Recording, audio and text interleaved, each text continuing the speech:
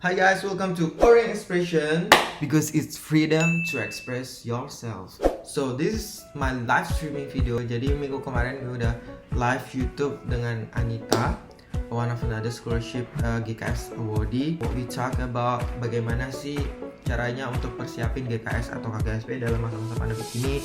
Terus gimana prosesnya, dokumennya, seleksinya, kemudian gimana caranya untuk datang ke Korea, karantina di sini, kelas bahasa dan everything about the KGSP or GKS during the pandemic. So check out this video again. There will be so much information, useful information that you can use.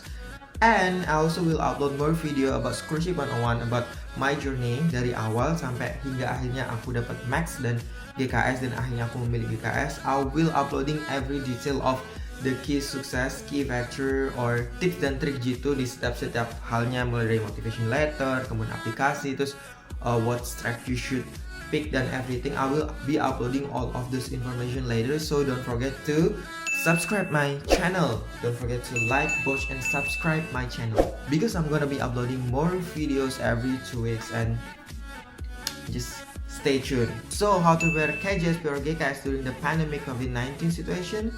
Check this video out. Halo semuanya. Aduh sorry banget ya, kita akhirnya pakai aplikasi lain karena kita nggak tahu ada di mana permasalahannya. Kita coba semuanya connect sana sini, kita udah tanya-tanya, akhirnya daripada bikin teman-teman semua nunggu, kita udah pakai aplikasi yang lain. Oke deh, kalau gitu kita mulai lagi aja ya. Kak Jawa boleh setelah perkenalan, tadi kan udah ada pertanyaannya, kenapa pilih KGSP, terus kenapa harus di Korea? Kenapa mau sekolah di Korea? Nah, sekarang ini banyak banget yang teman-teman pengen tahu semuanya. Kak Jawa, selama persiapan tuh gimana sih? Apalagi kan selama pandemik ini, waktu itu Kak Jawa sangat disarankan untuk social distancing dan lockdown. Jadi kita bahas dulu untuk persiapan KGSP Kak Jawa tahun 2020 ini dari dokumennya. Kak Jawa jalur apa ya? Aku jalur universitas, Kak. Oke, gimana Kak Anita? Jadi tadi kan udah dijelaskan juga Kak Jawa tuh sekarang sedang menempuh KGSP, beasiswa KGSP 2020. Sekarang lagi kelas bahasa juga. Sebagai awardee jalur university, gimana sih persiapan Kak Jawa dulu? Pertama kali dari seleksi dokumen. Oh, jadi kalau persiapannya dulu dari awal banget itu aku sebenarnya udah nyiapin dokumen itu dari setahun yang lalu. Karena biasanya kan daftar-daftar beasiswa itu dari akhir tahun ya sama awal tahun gitu. Jadi udah aku siapin dari tahun lalu. Jadi sebenarnya kalau masalah dokumen-dokumen yang akademik sama kampus dan sebagainya itu untungnya itu udah disiapin dari tahun lalu. Nah, mungkin teman-teman yang mau daftar kan ini mumpung masih jauh-jauh hari, nah bisa disiapin dari sekarang. Nah, tapi juga ada case-case di mana dokumen-dokumen yang emang kayak baru bisa diurus itu pas awal tahun ini dan sebagainya, kayak misalkan butuh stempel lah, butuh notaris lah, butuh apalah dan sebagainya gitu. Jadi ya nyari-nyari cara aja yang paling possible kayak gimana. Misalkan contohnya biasanya kan untuk notaris itu ya yang nyari-nyari. Nah, itu biasanya tanya aja teman dari lulusan hukum biasanya punya teman yang notaris. Nah, dari situ kenalan-kenalan itu biasanya bisa gampang lah caranya gimana kita kirim scan-nya, ntar dikirim balik fisiknya dan sebagainya. Jadi kayak cari koneksi-koneksi aja lebih ke sana sih, karena kondisinya kayak gini kan dan semuanya tuh nggak buka gitu. Dokumennya lebih kemana ya, Kak? Dokumennya itu yang banyak teman-teman pertanyakan biasanya tuh kan apostille. Nah, sekarang kita mulai pelan-pelan satu-satu dari dokumen Kak Jawa. Kan semua punya nih transkrip, KTP, KK, dan lain sebagainya. Ya. Nah, kemudian Kak Jawa kan harus notaris. Ya, betul. Nah, dulu notaris itu tahu dari teman atau cari di internet, terus gimana prosesnya, dikirim email dulu kah atau gimana, bisa diceritakan nggak teman-teman? Di sini semoga bisa boleh. membantu juga. Oke. Oke, yang pertama dokumennya itu sebelum dinotaris semuanya itu harus bahasa Inggris gitu ya kan yang pertama. Nah teman-teman ini step pertama itu kalau dokumen kan udah bahasa Inggris syukurlah udah tinggal copy aja gitu. Kalau belum berarti kalian harus nyari untuk translasi dokumen kalian itu. Nah sebenarnya banyak sih mau googling mau apa itu banyak banget di luar sana dan biasanya banyak juga yang bisa bantu itu kayak tinggal scan aja dokumen aslinya, kemudian mereka bakal translatein, terus semuanya itu interaksinya by email aja. Terus kalau udah oke, nanti dokumennya itu bakal di-scan balik yang udah translatean atau dikirim secara fisik by post. Jadi bener-bener nggak perlu ketemu atau ke kantornya. Untuk bahasa Inggris sih seperti itu biasanya. Jadi bahasa Inggris nggak ada problem.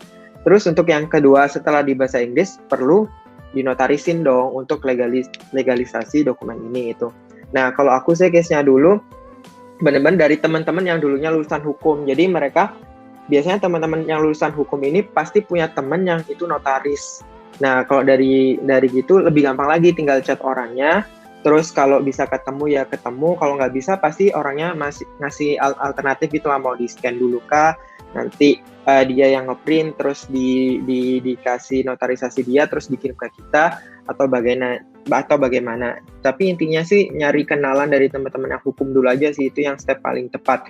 Atau kalau nggak biasanya kalau teman-teman udah join grup WhatsApp, grup Facebook, grup apapun, nah di situ biasanya ada teman-teman yang nge-share gitu loh, teman dia yang notaris juga, biasanya gitu juga sih. Sebenarnya balik lagi ke pertemanan lagi gitu, jadi benar-benar itu sangat membantu gitu dari temennya siapapun lah gitu Kak. Kalau misalnya case-nya nggak punya temen tuh gimana? Apakah notaris-notaris itu di email gitu responsif atau gimana Kak? Kalau itu sih sebenarnya aku belum pernah coba ya untuk notaris-notaris itu, tapi biasanya jasa-jasa translasi dokumen itu udah menawarkan juga jasa notaris, tapi memang mereka relatif lebih mahal gitu sih. Biasanya mereka udah jadi satu Kak, biasanya nanyain sekalian mau di notarisasi nggak gitu, tapi emang lebih mahal. Nah, tapi kalau kalian bener-bener nggak punya temen dan pengen nyari yang murah atau gimana, saran aku sih join grup-grup itu tadi, grup WhatsApp kayak grup FB. Biasanya soal ada teman-teman yang kayak nawarin gitu loh, ini teman aku ada yang ngasih jasa inilah, cuma ini. Biasanya kayak mereka kumpulin jadi satu, terus nanti di notarisasi bareng-bareng. Jadi itu gunanya sih join grup kayak gitu. Itu sih. Oke, terus kalau notaris nih, kemarin Kak Jawa habis berapa Kak? Notaris itu karena tadi bener-bener temennya temen, jadi aku notaris itu 50.000 per halaman, per lembar apa ya gitu. Oke, ya kisarannya segitu sih. Kalau jumlahnya sih nggak banyak sih, soalnya aku nggak butuh yang banyak banget untuk dinotarisasi, soalnya mostly udah bahasa Inggris, tinggal kayak kartu keluarga, akta kelahiran yang gitu-gitu aja Kak yang belum gitu sih. Oke, jadi buat teman-teman yang nonton sekarang live atau nanti previewnya, kalian juga bisa cari informasi lagi yang lain, karena kalau Kak Jawa di sini adalah 50.000 per lembar ya Kak ya? Iya betul. Jadi teman-teman bisa mulailah kayak nyimpen dari sekarang kalau mau ikut buat tahun 2021, tahun depan, atau mungkin tahun depannya lagi. Oke deh, berarti semuanya udah dinotaris, kemudian selanjutnya nih Kak, apostille. Gimana tuh prosesnya Kak Jawa pada saat apostille? Kan apostille ribet banget kan ya Kak ya, harus ke Kemenkumham, harus ini, harus itu ya kan? Nah itu gimana dulu prosesnya, kemudian bisa diceritakan apa ya, keluh kesahnya lah. Oh, apostille ya. Kalau apostille ini ya sebenarnya udah ada web yang informatif banget tentang apostille, kayak ngasih tahu step-stepnya kayak gimana, dan emang stepnya harus kayak gitu. Meskipun di masa pandemik pun kemarin teman-teman juga seperti itu. Nah untuk aku, untungnya Kak, aku itu nggak ada yang harus di apostille kemarin. Kampus aku juga nggak butuh dan sebagainya. Tapi yang aku dapat dari teman-teman di grup itu benar-benar ya emang prosesnya ya seperti yang dibicarakan teman-teman itu, yang udah dikasih tahu kayak dari kementerian apa tadi, banyak itu tadi kan prosesnya. Nah teman-teman balik lagi kalau emang mau ngurus-ngurus gitu, join grup-grup itu sangat informatif banget, beneran sangat informatif karena di situ teman-teman beneran ngasih tahu update gitu loh, selalu live update dengan kondisi terkini. Jadi kayak misalkan ada yang kemarin ke Kemenhub, nah itu gimana? Soalnya tiap hari itu mereka bakal kayak berbeda gitu loh treatmentnya gitu. Jadi dari situ banyak hal yang bisa dipelajari dari grup-grup itu sih. Jadi saran aku nggak bisa ngomong banyak karena aku nggak ngurus Apostle secara langsung, tapi aku taunya itu ya dari update-update teman di grup-grup itu sih Kak. Gitu. Oh gitu. Kalau gitu boleh nggak kira-kira di-share teman-teman di sini kan mungkin ada yang benar-benar berangkat dari nol nih, bahkan mungkin dari minus. Karena mungkin ada yang masih baru semester 1, semester 2, terus ada keinginan sekolah S2. Adakah grup yang bisa di-share biar teman-teman juga bisa ikutan join gitu? Atau mungkin Kak Jawa sendiri bikin grup begitu? Ya boleh. Sebenarnya nanti tanya aja langsung ke aku, bisa DM atau apa. Atau nanti mungkin pas kita upload video ini kita kasih link-link grupnya ya Kak ya. Grup-grup apa aja yang bisa di-join gitu. Jadi teman-teman bisa langsung join untuk nyari tahu info-info terupdate karena benar-benar dengan COVID-19 sekarang itu kayak tiap hari itu beda-beda gitu loh treatmentnya. Kadang juga tiba-tiba tutup kantornya seperti itu atau gimana. Nah, di situ teman-teman selalu update gitu dan itu cukup membantu banget sih gitu. Oke, berarti buat teman-teman yang butuh Apostyle jalur university, pertama saran dari Kak Jawa adalah join grup. Yang kedua join grup, yang ketiga join grup karena nggak ada saran lagi yang lain karena Kak Jawa juga nggak bisa kasih banyak informasi. Tapi yang pasti untuk Apostyle mau itu pandemik atau enggak, kita tetap harus melakukan proses dan treatment yang sama. Betul. Nggak ada yang beda ya? Nggak ada. Kalau dititipin gitu nggak boleh ya? Pernah dengar nggak Kak Jawa di grup gitu? Kayaknya sih nggak pernah denger sih, tapi nggak tahu sih Kak.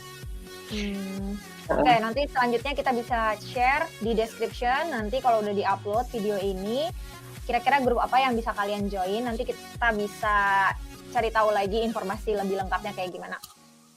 Okay. Selanjutnya nih Kak Jawa, setelah Apostyle berarti kan dokumennya dikirimkan ke kampusnya Kak Jawa langsung ke Korea ya.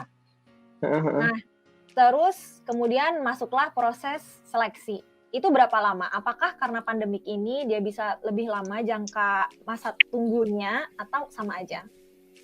Oke, kalau jalur kampus sih sebenarnya karena kita jalur kampus dan proses interview, proses apapun semua itu kan nggak harus yang tatap muka gitu ya Kak. Jadi sebenarnya nggak begitu ngaruh secara drastis, tapi emang ada delay, paling cuma delay seminggu atau gimana gitu sih. Tapi semuanya itu masih on schedule, paling delaynya tuh yaitu balik lagi delay seminggu, 2 minggu doang gitu, nggak seberapa lama gitu sih. Tapi kayaknya untuk jalur embassy dari teman-teman kemarin sih infonya itu bahkan mereka nggak ada interview, tapi aku nggak tahu juga karena aku nggak ada jalur embassy ya. Nah kalau jalur uni sih interview tetap jalan seperti biasa, interviewnya semuanya by online, by Zoom dan sebagainya, dan ada delay tapi cuma semingguan gitu sih. Oke, delay cuma semingguan. Kemudian nih, ini juga teman-teman banyak yang pengen tahu, yaitu tentang interview. Oke, Kak Jawa boleh ceritain nggak interviewnya dengan siapa, terus bagaimana prosesnya, terus berapa kali, berapa lama, apa saja pertanyaannya, oleh siapa saja, boleh diceritakan teman-teman di sini semua pada kita. Oke, banyak ya. Oke, jadi balik lagi, mungkin tadi belum ada yang baru join atau gimana. Tadi aku apply buat MBA di Sungkyun Kwan University. Jadi kalau MBA ini agak lebih beda ya karakteristiknya daripada jurusan-jurusan yang lain. Kalau jurusan lain kan benar-benar kayak kalau S2 itu benar-benar harus ada research-nya itu mau apa gitu kan. Buat S2 yang mana itu di akhirnya itu bakal ngasih tesis gitu kan. Nah kalau di MBA ini benar-benar jurusan yang sangat praktikal. Jadi sebenarnya untuk lulus itu nggak perlu buat tesis gitu. Tapi di MBA ini benar-benar yang praktikal dan profesional. Bahkan kita harus punya working experience sebelumnya untuk apply di MBA ini. Nah, interviewnya itu gimana sih? Nah, interviewnya itu kemarin aku langsung dengan profesor. Ada dua tipe sih sebenarnya. Either dengan profesor atau emang dengan international office-nya. Terus kemudian apa sih yang dibahas itu? Ya benar-benar tentang, karena program MBA, benar-benar tentang pengalaman aku selama ini kayak gimana sih. Either itu pengalaman pendidikan maupun pengalaman pekerjaan, working experience dan sebagainya. Terus kemudian pasti ditanya juga setelah kalau pengalaman ini kan kita bahas diri kita, pasti introduce diri kita, bahas tentang apa sih kita S1-nya di mana, kerja di mana, apa yang udah kita lakuin. Terus habis itu pasti ditanya kenapa mau kuliah di Korea, pasti itu pertanyaannya. Itu selalu pasti general question. Setelah itu juga pasti yang paling penting juga, terus apa goals-nya setelah kita lulus. Jadi 3 hal penting itu sih. Yang pertama itu pasti ditanya background kita tuh apa, bisa pendidikan, bisa pekerjaan atau apapun. Kemudian kenapa mau ngambil jurusan ini, dan kenapa Korea, kenapa jurusan ini, kenapa di kampus ini. Terus dan yang terakhir dan yang paling ultimate, setelah kamu lulus, goals kamu apa, terus gimana jurusan ini itu dapat membantu dengan working experience kamu, dengan background pendidikan kamu, dengan jurusan ini, itu gimana bisa membantu kamu untuk mencapai goals kamu setelah kamu lulus. Itu sih mostly Kak kemarin. Kalau Kak Jawa sendiri gimana pengalaman kerjanya? Pengalaman kerja, ini harus bilang ya? Ya maksudnya berapa lama, terus di Iya. gitu, boleh bilang di perusahaan. Atau X, atau Y, atau Z, yang bergerak di bidang apa? Oke. Nggak apa. Kalau aku sih udah kerja 2 tahun, basically mostly MBA itu minimal 2 tahun working experience. Nah, aku sebenarnya kerja di Telkom Indonesia. Ya, di Telkom Indonesia. Terus habis itu dulu sebagai business executive assistant, kayak semacam aku di bawah semacam level VP gitulah Kak. Jadi aku reporting ke dia, bikin materi buat dia, organize agenda buat dia dan sebagainya gitu sih. Nah, terus habis itu aku di MBA ini bakal ngambil dengan spesialisasi digital business atau digital marketing, yang mana itu sangat align dengan background aku di Telkom Indonesia, yang mana Telkom Indonesia ini menuju untuk digital business. Jadi dia menuju untuk telco digital company. Makin ke sini. Nah, dari situ, dari background itu sangat align kan dengan jurusan dan spesialis yang aku ambil. Gitu sih. Gitu Kak. Terus interviewnya semuanya pakai bahasa Inggris kan? Atau bahasa Korea? Iya, nah ini juga benar-benar tricky sih. Jadi teman-teman balik lagi, kalau teman-teman itu milihnya gimana? Kalau aku dulu benar-benar nyari kampus yang programnya full bahasa Inggris gitu sih Kak. Jadi makanya kemarin pas interview pun semuanya bahasa Inggris gitu. Gitu. Jadi mungkin tergantung teman-teman ya. Kalau teman-teman emang mau nyari kampus atau program yang ada bahasa Koreanya juga bisa, tapi mostly sih interviewnya bakal bahasa Inggris. Soalnya kan mostly kita belum bisa bahasa Korea ya sebelum kita ke sana gitu sih. Oke, berarti waktu daftar dulu sempet itu ya ngupload submit IELTS, TOEFL gitu ya? Ya betul. Jadi persyaratannya itu yang kemarin itu pertama ada IELTS, kemudian ada application form yang pasti. Nah di situ tuh pasti banyaklah identifikasi kita semua, info diri kita. Kemudian untuk tesnya itu ada IELTS, bahasa Inggris bisa IELTS, IBT, atau banyak sih di sini bisa accept TOEIC juga, mereka bisa accept. Kemudian karena aku ambil MBA, jadi aku harus submit GMAT namanya, Graduate Management Admission Test. Itu skor lain yang aku harus submit khusus untuk program MBA bagi teman-teman yang mau ngambil MBA. Terus tentunya submit juga motivation letter. Tentunya ya seperti biasalah seperti itu. Terus transkrip gitu-gitu Kak. Gitu. Soalnya kan kalau di KGSP teman-teman juga tahu ya yang lagi nonton, karena persiapan dan juga teman-teman yang lain, untuk sertifikat bahasa itu optional. Kalau di MBA itu wajib ya Kak? Bahasa Korea ya? Enggak, bahasa Inggris. Oh wajib, kalau di aku sih wajib. Jadi mereka ini sih mungkin untuk program-program yang emang full English semuanya Kak, itu mostly bakal wajib jadi dia seleksinya, kalau seleksi kampus pasti bakal dari nilai bahasa Inggris kita gitu untuk program-program yang full English. Jadi teman-teman kalau emang mau nyari program yang full English, jadi harus benar-benar disiapin English score-nya seperti itu.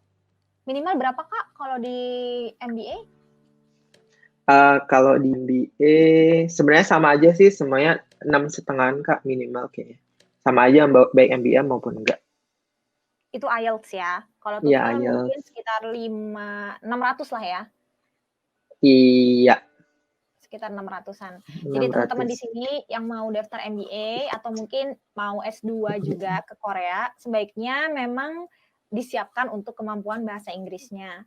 Emang sih kalau di KGSP persyaratannya optional dan ada juga senior-senior yang nggak pakai itu semua kayak IELTS, TOEFL tapi tetap dapat. Tapi kan untuk meningkatkan apa ya, probability gitu loh. Karena kan kita bersaing bagus-bagusan di antara candidates lainnya. Kenapa enggak kalau bisa ngasih yang terbaik dan ngasih lebih gitu. Oke deh, interview berarti lancar. Berapa lama tuh Kak interviewnya sama dosen-dosen ya di sana? Iya, kemarin profesornya gitu sih. Interviewnya cuma setengah jam.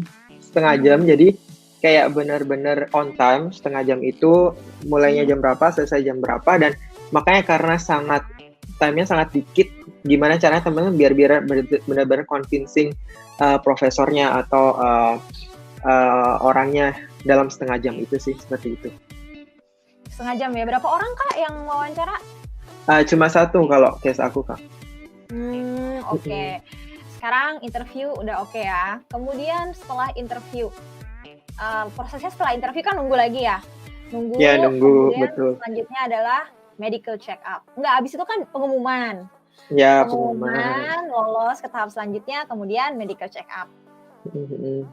Gimana nih Kak? Kan di tengah pandemi, rumah sakit juga banyak yang proses, ya you know lah, fokus buat corona, terus nggak boleh kemana-mana gitu-gitu kan. Tapi kita harus medical check up dan harus melampirkan hasil itu ke NIID.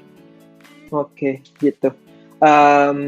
Jadi balik lagi gue bahas di tengah pandemik ini tentunya semuanya serba virtual ya kan. Makanya dapat info-info dari grup apapun itu sangat bermanfaat.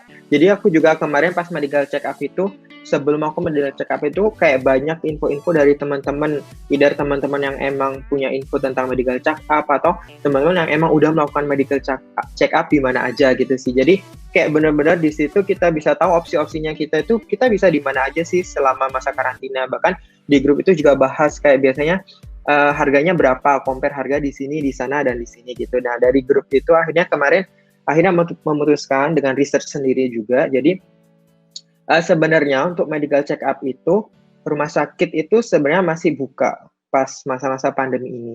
Jadi kalau aku benar-benar nyari rumah sakit yang emang sepi ya, yang emang nggak yang rame banget gitu sih. Soalnya emang biar lebih aman aja dari sisi akunya. Tapi dan prioritaskan juga untuk nyari rumah sakit itu pas medical check up yang emang sekalian buat nanti ngurus dokumen-dokumen buat visa gitu sih. Nah, karena most likely yang kalian yang lolos medical check up itu, kalau kalian nggak yang sakit parah-parah kan, most likely insya Allah bakal diterima gitu kan ya Kak ya. Nah, biar nggak bolak-balik ke rumah sakit, jadi saran aku sih sekalian medical check up di rumah sakit rekanan dari Kedutaan Besar Korea gitu sih. Jadi nanti biar sekalian dari situ kalian kayak one stop medical check up gitu. Dari situ sekalian kalian bisa juga untuk dapat dokumen-dokumen yang menjadi syarat untuk ngurus visa ke depannya gitu sih. Jadi kalau aku case-nya kemarin, aku medical check up-nya di Surabaya, di Rumah Sakit Premier Surabaya, di deket rumah banget dan rumah sakitnya sepi banget. Jadi aman, totally aman. Nah, kalian cari aja rumah sakit yang sepi gitu. Tapi biasanya di klinik-klinik juga pun banyak yang nggak serame itu, dan seingat aku ada beberapa klinik itu yang bahkan mau datang ke rumah untuk medical check up gitu sih Kak. Tapi emang ada beberapa hal yang emang nggak bisa dilakukan di rumah sih. Gitu. Nah, buat teman-teman, untuk medical check up ini kebetulan ada juga informasinya. Kalian bisa lihat persyaratannya harus di mana aja. Diutamakan di rumah sakit pemerintah kalau nggak salah ya. Diutamakan di rumah sakit pemerintah. Kemudian untuk pengurusan visa kalian juga harus medical check up lagi. Nah, medical check up-nya ini beda dengan medical check up-nya kita waktu tes NIID. Jadi ada list tersendiri dari Embassy of Korea in Indonesia. Kalian bisa cek list rumah sakitnya ada di mana aja, biar nggak 2 kali ngeluarin uang. Itu sih yang penting. Iya betul, biar nggak 2 kali. Nah tadi selain kalian harus di rumah sakit rujukan, jadi kalian harus udah cek, udah siapin juga kira-kira apa aja sih yang dibutuh form-formnya buat visa gitu. Sekaligus buat yang seleksi NIID. Jadi dua-duanya langsung kalian bawa aja pas waktu medical check up itu. Gitu. Bener banget. Nah, nanti setelah kita diskusi ini sama Kak Jawa sampai akhir Kak Jawa nyampe di Korea sampai Kak Jawa bahasa Koreanya sekarang. Nanti kita akan tanya jawab, banyak banget yang komen nih Kak Jawa, responsif banget teman-teman. Ya ampun, kayaknya Kak Jawa bakalan punya banyak teman baru deh, ini teman-teman pada antusias. Oke, langsung aja balik lagi ke proses selanjutnya. Setelah dapat hasil medical check up, terus diupload, terus habis itu langsung pengumuman atau gimana Kak? Berapa lama proses? Harusnya itu aku agak lupa ya, semingguan, tapi seingat aku dia ditunda semingguan gitu kemarin pengumumannya. Ya alasannya sih emang due to the COVID-19 recent pandemic gitu sih. Nah kemarin ditunda seminggu, tapi akhirnya pengumuman finalnya dan alhamdulillah keterima gitu Kak. Oke. Sekali lagi semoga Kak Jawa betah-betah ya di Korea pada masih bulan-bulan pertama. Nanti Kak Jawa cerita juga ya tentang masa karantina. Boleh. Oke, selanjutnya medical check up, ada yang mau ditambahkan Kak Jawa tentang pengalamannya?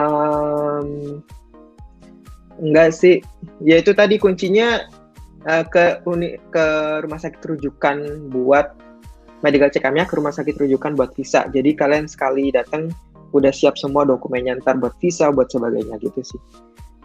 Biar itu kuncinya. Buang-buang nggak bolak-balik, nggak bawa waktu, bawa uang gitu. Oke, thank you. Selanjutnya, pengurusan keberangkatan. Karena Kak Jawa kan langsung dapat email. Selamat, kamu terpilih menjadi awardee KGSP 2020 dan lain sebagainya. Kemudian nanti akan ada dokumen-dokumen tambahan untuk pengurusan visa dan lain-lain. Kemudian pengurusan keberangkatan ke Korea. Prosesnya kayak gimana? Apa aja yang harus disiapkan selama pandemik? Soalnya dulu waktu 2018, waktu zaman aku tuh semuanya dikirim. Setelah itu ya udah di print, terus persiapan keberangkatan biasa, pengurusan visa, terbang deh. Jadi nggak ada yang ribet-ribet gitu. Kalau sekarang gimana? Apanya yang dikirim tadi ke Anita? Untuk keberangkatan kan pengurusan visa ada letter of recommendation, letter of acceptance, terus ada apa kayak mungkin tes PCR dan lain sebagainya, kan sekarang lagi pandemi. Iya. Oke, jadi kemarin untuk ngurus-ngurus ini itu sebenarnya untuk dokumen-dokumennya benar tadi kata Kanita semuanya dikirim. Jadi sama aja selama pandemi ini tentunya semuanya dikirim by email oleh NIID dan juga oleh Universitas Korean Language Pro Institute kalian. Jadi kayak kombinasi dua. Karena yang ngurusin keberangkatan kan sebenarnya Korean Language Institution-nya ya Kak ya. Jadi untuk NIID itu ngurusin dokumen-dokumennya, KLI juga. Jadi kombinasi dua ini. Jadi kalian butuh dokumen, nanti bisa kontak kedua-dua ini. Dan mereka juga bakal ngirimin apa aja. Itu semua by email. Semuanya dikirim by email. Terus case-nya selain itu kemarin kan selain itu butuh untuk sertifikat kesehatan ya. TB ya. TB. Yeah. Nah ini case-nya itu benar-benar yang tadi aku bilang karena aku tesnya di rumah sakit rujukan, terus jadinya ya udah punya hasil TB sesuai dengan format untuk visa dan sebagainya gitu sih. Kemarin pun sempat formatnya itu sempat berubah kan di bulan apa gitu aku lupa. Itu kayak berubah formatnya dan emang harus pakai format yang baru. Nah aku tinggal ke rumah sakit aja buat ngupdate dengan format yang baru dan itu semuanya gratis, nggak perlu bayar apa-apa lagi. Nah itu untungnya di situ kalau kalian benar-benar emang medical check-up-nya di rumah sakit rujukan gitu sih. Sorry gimana? Mau motong tadi lupa mau nanya waktu medical examination habis berapa Kak? Oh aku wah lupa Kak. Banyak banget. Enggak sih, nggak sampai 2 juta sih harusnya, tapi itu udah semua. Jadi nanti teman-teman kan bisa nyiapin ya, karena kan kita semua harus dream high ya. Kalau misalnya semua yang mau daftar di sini mindsetnya keterima. Jadi kita jangan sampai nyiapinnya tuh cuma sampai ini aja, notaris aja. Jadi secara finansial pun kalian misalnya mau nabung, ternyata nabungnya cuma untuk notaris. Ternyata keterima. Jadi kan harus nabung lagi. Jangan sampai kayak gitu. Jadi tadi kurang dari 2 juta ya Kak ya? Kurang Untuk dari tes juta. Betul. Oke, itu kayaknya ada fansnya tuh Kak, Dara Karina Rusdiana Opa katanya gitu. Oh iya, halo Dara. Oke deh, selanjutnya setelah tadi kan semuanya dapat, terus pertanyaan selanjutnya adalah tiket keberangkatan ke Korea. Apakah pakai uang sendiri atau diberikan tiket sama NIID? Oh ya, untuk tiket ini depends. Jadi karena dalam COVID-19 ini sekarang ini dulu Kak sebelum tiket. Jadi kita dikasih opsi gitu Kak. Opsi pertama, apakah kita bisa berangkat langsung sesuai dengan tanggal yang ditentukan oleh NIID dan Korean Language Institution kita. Karena kan nggak tiap negara dibolehin nih buat terbang dalam masa-masa seperti ini ya. Ada yang negara masih ditutup bandaranya, bahkan ada negara yang masih di-ban, nggak boleh keluar negeri dan sebagainya. Jadi benar-benar dikasih opsi apakah pertama kalian bisa berangkat sesuai jadwal.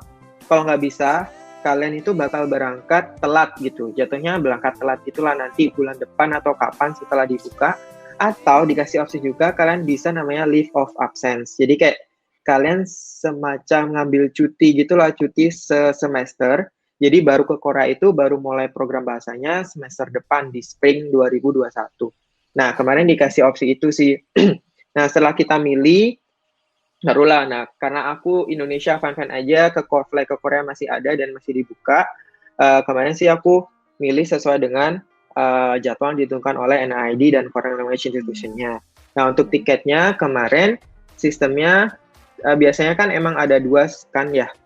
Bisa beli sendiri atau dibeliin dari NIID atau Korean Language Institution-nya. Nah, kalau case aku kemarin dibeliin oleh Korean Language Institution-nya, dibeliin, tapi dibeliinnya itu benar-benar mepet gitu Kak, mepet keberangkatan karena kan takutnya di cancel atau apa, karena takutnya tiba-tiba di lockdown atau gimana. Jadi benar-benar kemarin itu kayak seminggu sebelum berangkat atau nggak sampai seminggu deh, itu baru dapat tiket, benar-benar baru dapat tiket gitu sih. Gitu. Oh, gitu.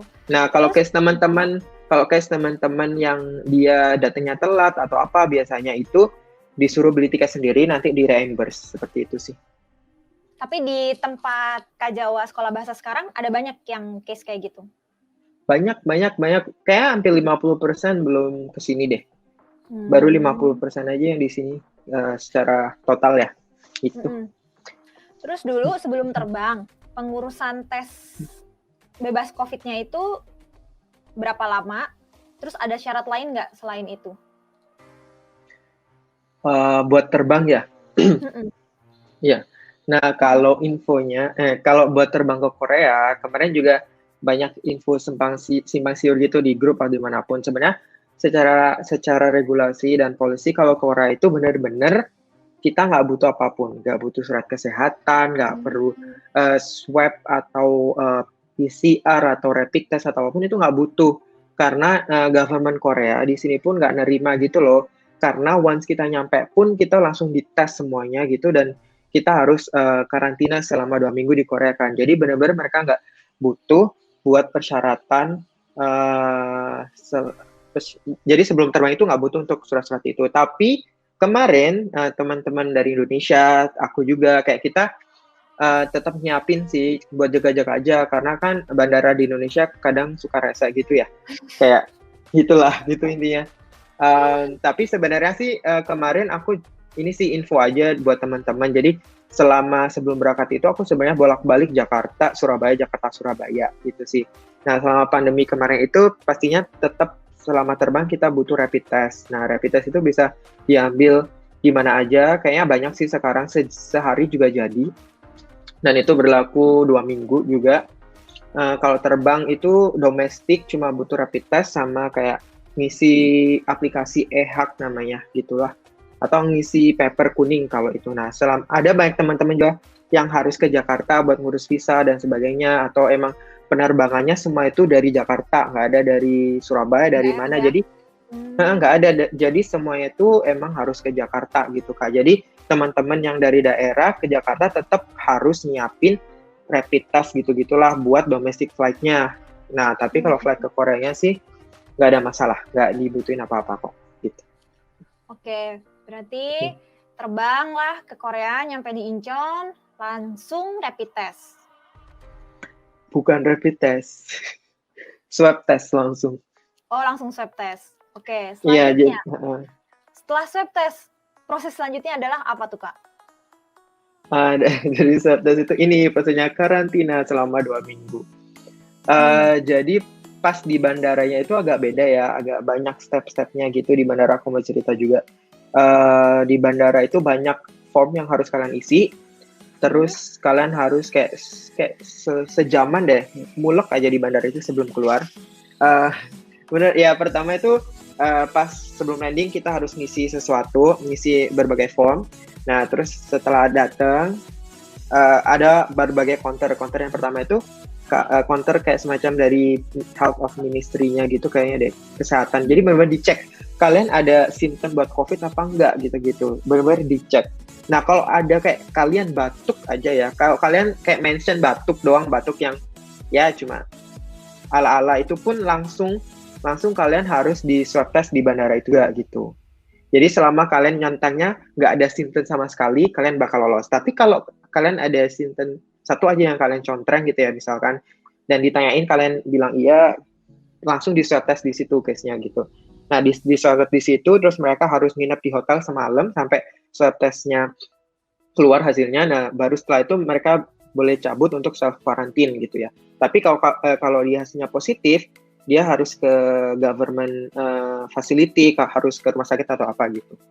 Itu. Nah, terus habis itu setelah counter itu, habis itu kalian harus install aplikasi self check aplikasi gitu, yang dimana aplikasi ini harus kalian isi setiap harinya, suhu kalian berapa, simptom kalian berapa, dan lokasi kalian di mana, di situ semuanya. Habis itu langsung ke bagian imigrasi, dicek visa dan sebagainya, dan baru bisa keluar gitu sih kemarin. Untuk proses di bandaranya, Kak, gitu. Terus langsung lah pergi ke sekolah bahasanya di... Iya, Nonsan. Di Nonsan, itu daerah mana? Deket Daejeon, kayak setengah jam dari Daejeon, ya. 2 jaman dari Incheon. Nama ya, universitasnya? Konyang University, agak desa gitu sih. Terus di sana gimana, Kak, karantinanya? Boleh diceritain nggak? Boleh. Nah, tadi OTW dari Incheon ke Konyang University ini kita mampir, sebelum nyampe itu mampir ke semacam klinik gitu buat ngambil swab test kita gitu. Nah, setelah itu baru kita langsung masuk ke asrama. Nah, di Konyang University itu kita self karantinanya di asrama, 1 kamar 1 orang gitu. Dan benar-benar setelah masuk asrama udah nggak bisa kemana-mana, intinya di situ terus.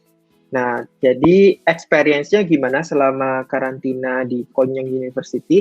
Jadi aku ngerasanya Konyang University itu nge-handle ini semua itu dengan sangat baik gitu loh, compare to other institution gitu ya. Ada teman-teman aku yang lain tuh bahkan nggak dijemput gitu loh. Nah, kita tuh dijemput dari bandara. Benar-benar dijemput dari bandara, kayak di drop di mana, terus dianterin sampai sini. Ada teman-teman itu yang dari bandara harus sendiri lah, harus apa, gimana aja, kayak benar-benar Konyang ini salah satu yang bagus gitulah ngelolanya. Terus yang aku lakukan sama karantina itu, pertama selalu harus di ruangan, untuk makanannya di provide.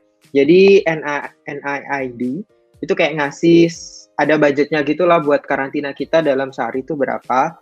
Terus kayaknya di-combine dengan budget dari Konyangnya sendiri, jadi semuanya gratis selama karantina itu, Kak, untuk case aku. Nah, sehari-harinya gimana? Seharinya pagi itu breakfast, semua makanannya ditaruh depan pintu, jam 9 breakfast, makanannya ditaruh depan pintu, nanti aku ambil, kita nggak boleh ada interaksi sama sekali. Terus abis itu aku harus ngecek suhu. Nah, terus aku update di aplikasi yang tadi aku install di airport tadi, berapa suhu aku, apakah ada simptom-simptom apa aja, terus aku harus submit gitu. Nanti siang gitu lagi, siang ada lunch, udah ditaruh di depan pintu aku lagi, terus aku ambil, terus nanti ada dinner. Nah, jam 4-an aku juga harus ngecek dan ngisi aplikasi lagi, jadi ngisi aplikasinya itu 2 kali, jam 9 sampai jam 4 sore gitu sih.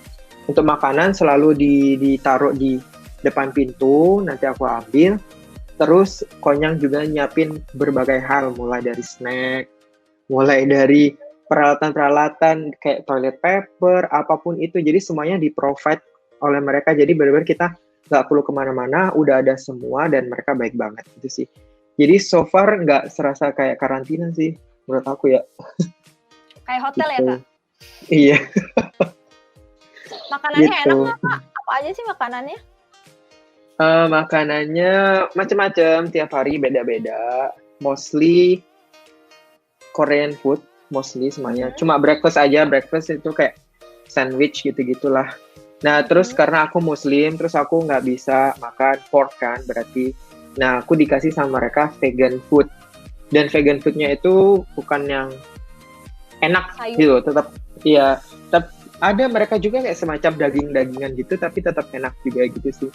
Jadi so far benar-benar mereka mengakomodasi setiap kebutuhan dari studentnya mereka, dan so far pengalamannya sih bagus selama masa karantina gitu kan. Seru lah ya. Ya seru. Karantinanya 14 hari kan ya?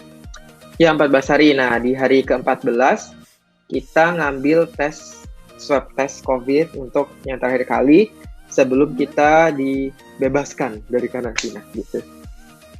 Berarti di hari ke-14 setelah itu tes, setelah itu hasilnya langsung saat itu keluar juga? Sehari, besoknya baru diumumin kita boleh bebas apa gimana Baru gitu. bebas atau gimana? Terus hal yang pertama kali Kak Jawa coba setelah merdeka, apa tuh? Yang pertama kali kita coba merdeka adalah makan Korean fried chicken. Oh, yang kayak di drama-drama ya? Iya, soalnya benar-benar kayak selama masa karantina, pertama kita kan harus makan vegan ya, nggak dapet ayam, nggak dapet chicken, nggak dapet beef, nggak dapet apapun. Jadi kayak benar-benar, oke, gue harus makan ayam gitu-gitu sih. Dan yang dilakukan juga, yang pertama kali dilakukan adalah menghapus aplikasi yang harus diisi itu. Akhirnya terbebas dari aplikasi itu gitu sih. Oke deh, tapi karantina seru kan ya? Maksudnya kayak, iya kayak di hotel 14 hari nggak ngapa-ngapain gitu kan? Iya, semacam itu sih. Oke deh. Kemudian, ini poin terakhir nih, sebelum kita masuk ke komen-komen dan tanya jawab teman-teman. Sekolah bahasa sekarang udah dimulai kan ya, Kak? Udah dimulai 31 Agustus kemarin, Senin. Udah seminggu Iya. ini. Udah seminggu. Terus prosesnya semuanya online atau masuk kelas tapi jauh-jauhan? Kalau di sini semuanya masih online, semuanya untuk quarter ini masih online semuanya, tapi online-nya pakai Zoom juga dan sebagainya. Tapi katanya sih insya Allah November itu udah offline gitu sih. Tapi benar-benar tergantung sih, soalnya kemarin kan Korea ini lagi ya Kak, emergency lagi, itu sih yang bikin kayak kita online lagi gitu sih. Jadi benar-benar tergantung kondisi entarnya kayak gimana. Tapi kalau semuanya bakal membaik November sih harusnya udah offline. Tapi di luar kelas pun, maksudnya di asrama, di lingkungan ini kayak semuanya udah fine-fine aja sebenarnya sih. Oh gitu, oke. Kemudian Kak Jawa sebelumnya udah bisa bahasa Korea atau gimana nih? Belum bisa. Berarti dari nol ya mulainya ya? Iya dari nol, bener-bener dari nol. Terus gimana? Belajar bahasa Korea, bahasa yang sama sekali kita nggak pernah dengar sebelumnya, online lagi. Iya. Tentunya challenging banget ya Kak, karena bener-bener nggak bisa ketemu secara langsung dengan gurunya. Dan kayak apalagi language itu kan sebuah skill yang emang harus dipelajarinya itu by practice gitu loh, nggak bisa yang kayak diapalin or apa, kayak praktis gitu kan, harus latihan gitu bahasa itu. Nah, tapi untungnya teman-teman di asrama itu sangat benar-benar kayak teman-teman sesama GKS atau apapun itu benar-benar yang emang semangatnya itu luar biasa gitu loh. Jadi mereka benar-benar dengan apapun kondisinya tetap mau belajar, kita belajar bareng gimana caranya tetap harus bisa. Terus kalau kita beli makan, beli apapun itu pun karena kita di Konyang, di Nonsan yang desa banget, jadi mostly orangnya nggak ada yang ngomong bahasa Inggris, jadi semuanya Korea. Jadi emang environmentnya juga kayak maksa kita buat ngomong Korea secara langsung gitu sih. Terus sebenarnya sih kalau baca-baca udah bisa, bahkan dalam 1 minggu ini udah bisa baca gitu loh, karena emang basically Korean language itu nggak sesusah itu buat dibaca. Hangul itu nggak susah itu kan, jadi udah bisa baca seminggu ini. Tapi ya insya Allah sih aman-aman aja, tapi mungkin kita harus belajar lebih giat aja dan kemudian praktis dengan apa adanya karena emang nggak ada kelasnya gitu ya Kak. Kalau gitu boleh nggak Kak Jawa ini perkenalan pakai bahasa Korea? Belum pelajarannya perkenalan Kak. Oh belum. Sekarang pelajarannya apa? Annyeonghaseyo gitu apa lagi? Iya gitu. Kita lagi lagi baca aja kayak gimana cara baca yang benar, gimana pronunciation yang benar, benar-benar masih beginner banget. Terus gimana cara nulis juga. Nulis Gitu. Hangul ya. Oke Iya, deh, semangat Kak Jawa. Ada lagi nggak tips and trick yang buat teman-teman yang nonton sekarang selama pandemik ini? Ya kita sih berharapnya segera selesai ya pandemik ini. Jadi teman-teman semua bisa secara normal ngurus progres dokumen-dokumen KGSP-nya, dokumen-dokumen yang lainnya juga. Tapi kan tetap aja ada tips buat teman-teman sekalian nggak? Ini udah mau selesai ya Kak? Bagaimana? Kita mau masuk ke Q&A Kak. Oh, Q&A, oh ya. Saran-sarannya sih sebenarnya COVID-19 ini, pandemi ini nggak harus menjadikan excuse atau alasan kalian buat nggak mencoba beasiswa apapun itu. Toh biasanya tetap dibukakan apapun itu gitu. Jadi dan sekarang pun semuanya pada berubah gitu loh. Cara kerja kita berubah, kemudian bisnis di luar sana juga berubah. Contohnya aja, misal les gitu. Jadi buat kalian yang mau ngambil butuh IELTS, butuh TOEFL, atau mungkin butuh topik atau apapun itu. Les di sana pun sekarang banyak yang online lesnya, banyak yang virtual. Nah, kalian tinggal cari aja, tinggal kemauan kita aja untuk nyari hal itu semua. Dan semuanya pun berubah gitu loh dengan pandemi itu. Jadi cari aja kelas online, kalau memang online, semuanya juga ada. Terus kayak tadi, buat translate dokumen, notaris dokumen, itu nggak perlu ke kantor juga. Sekarang semuanya bisa dilakukan by online semuanya. Dan jadi jangan jadikan pandemik ini menjadi alasan kalian untuk ya masih kayak gini gitu sih. Emang agak susah sih dengan kondisi saat ini, tapi kayak itu menjadi motivasi yang lebih lagi buat kalian untuk berusaha untuk lebih lagi gitu sih. Jadi gitu aja sih Kak syarat. Oke, nanti sisanya kalau masih ada di otak disimpan buat closing statement ya. Sekarang kita Iya, masuk boleh. komen-komen Q&A. Ada Jawa yang komen ya? Ada banyak banget yang nanya-nanya. Ada juga yang nanya, Kak Jawa udah lama banget ya di Korea, udah kayak opa-opa, ada yang bilang kayak gitu. Wow. Sekarang kita mulai ya.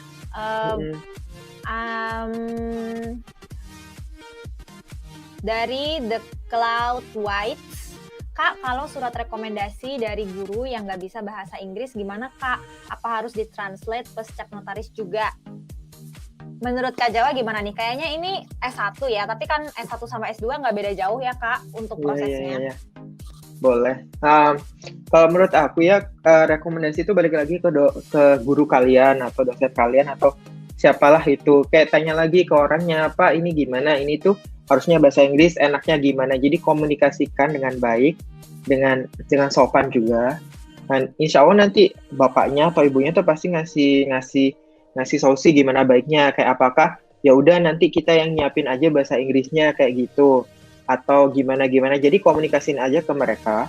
Jadi saran yang terbaik adalah kalian yang bahasa Inggrisin. Jadi kalian mungkin ibunya udah ada rekomendasinya, tapi nanti kalian translate sendiri, terus minta tanda tangan lagi ke ibu atau bapaknya, daripada kalian harus notaris dan sebagainya, harus ngeluarin uang dan sebagainya. Lebih baik seperti itu. Jadi kayak kalau emang udah bikin bahasa Indonesia orangnya, kalian translatein, nanti minta tanda tangan lagi ke bapak atau ibunya.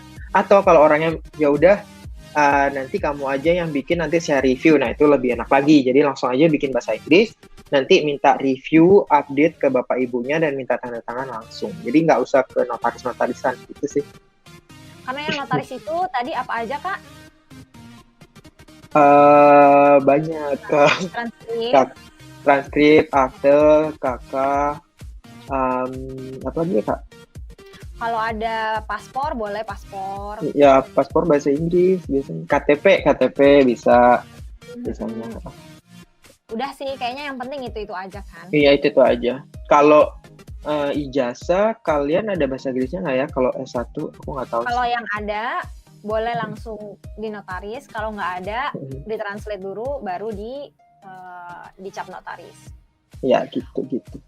Oke deh. Tadi pertanyaan dari Anggraini ini kan tadi tentang biaya udah dijelasin sama Kak Jawa, 50.000 per lembar pengalamannya Kak Jawa sendiri. Tapi sebenarnya bisa lebih dari itu atau bisa kurang dari itu Kak?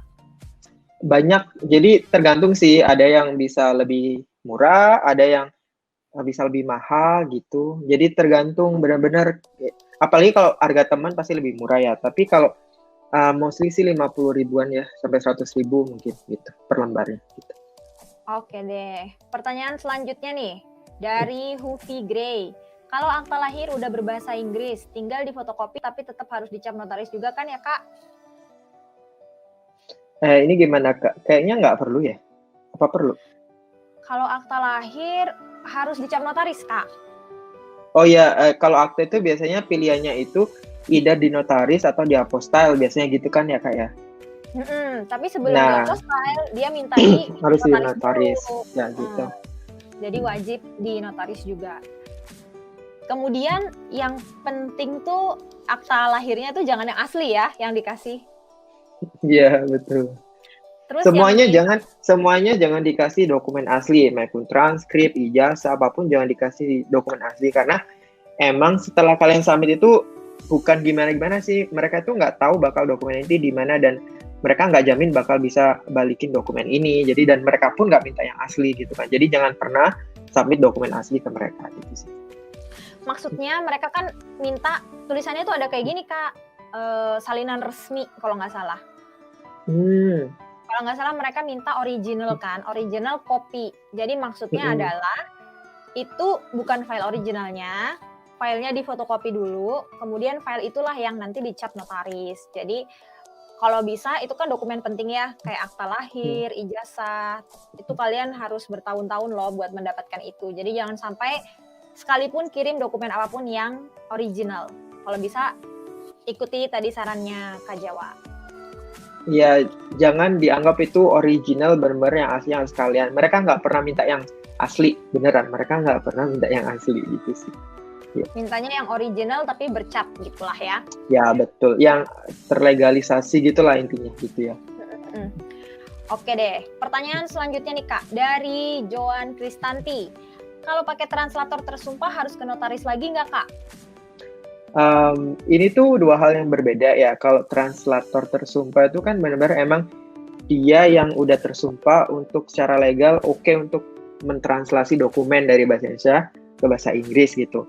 Nah, kalau notaris ini itu lebih kayak melegalisasi dokumen ini benar-benar diterbitkan sesuai dengan aslinya atau gimana gitu. Jadi ini dua hal yang berbeda dan emang dua hal yang emang harus dilakukan dua-duanya gitu sih. Kalau dokumen kalian itu emang berbahasa Indonesia, jadi pertama harus dibahasa Inggrisin ke translator tersumpah. Kalau translator biasa pun kayaknya nggak bisa ya, emang harus benar yang sworn translator. Nah, baru habis itu dilegalisasi oleh notaris gitu sih. Oke deh, semoga membantu ya Kak Joan. Kemudian selanjutnya nih, dari Anggraini Mandi, kayaknya tadi Mbak Anggraini udah nanya juga ya. Aku lulusan sarjana hukum, mau lanjutin S2 di Korea nih Kak. Menurut Kakak, untuk master hukum di sana banyak orang luar Korea nggak ya? Wah, ada pengalaman nggak Kak Anita? Ada info nggak ini tentang kalau master hukum? Master hukum ada dulu teman kelas bahasa. Biasanya di SNU kan yang bagus hukum ini ya? Betul, tapi kalau misalnya S2 ini pilihannya tergantung ya.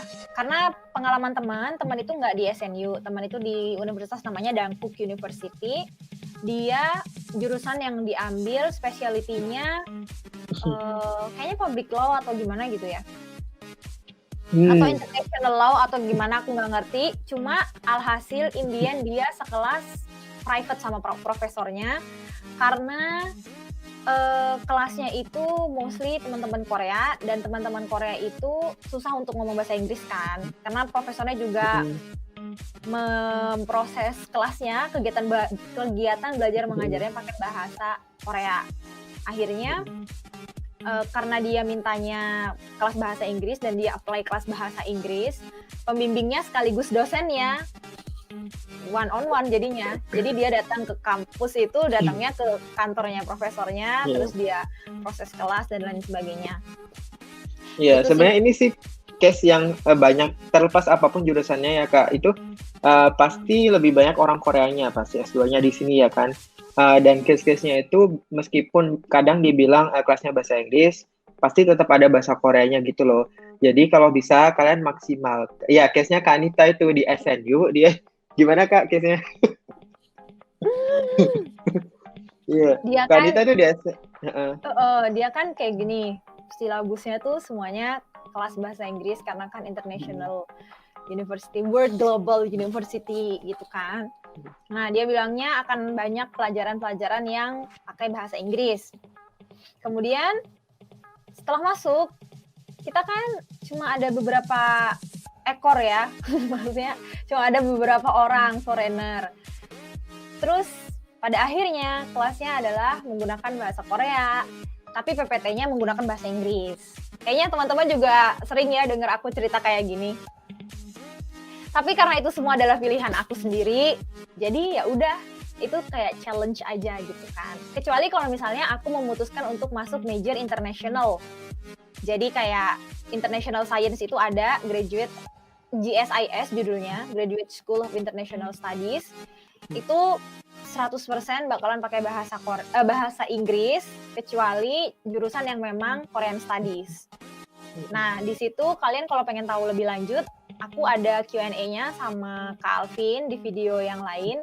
Kalian bisa tahu juga kalau Kak Alvin itu bukan pakai KGSP, pakai beasiswa yang lain, which is beasiswa kampus.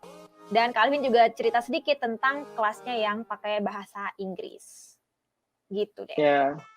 Jadi itu tadi sih, kayak biasanya meskipun dibilang bahasa Inggris tetap ada Korea-Koreanya. Jadi kalau bisa maksimalin setahun kalian belajar bahasa Korea, benar-benar biar membantu kalian ketika kalian kuliah nanti. Toh juga belajar Korea ini bisa jadi skill baru buat kalian yang berguna juga buat kalian, nggak ada gunanya gitu loh. Ntar mungkin kan mau kerja di Korea atau mungkin apa pasti itu berguna.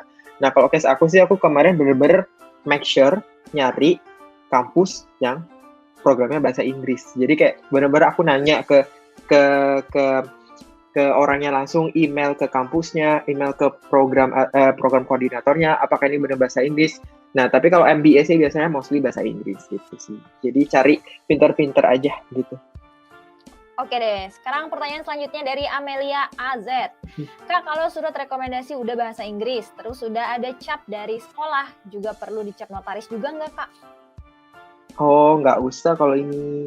Kan udah bahasa Inggris, terus udah legalisasi dari sekolah pun, itu udah cukup lebih dari cukup.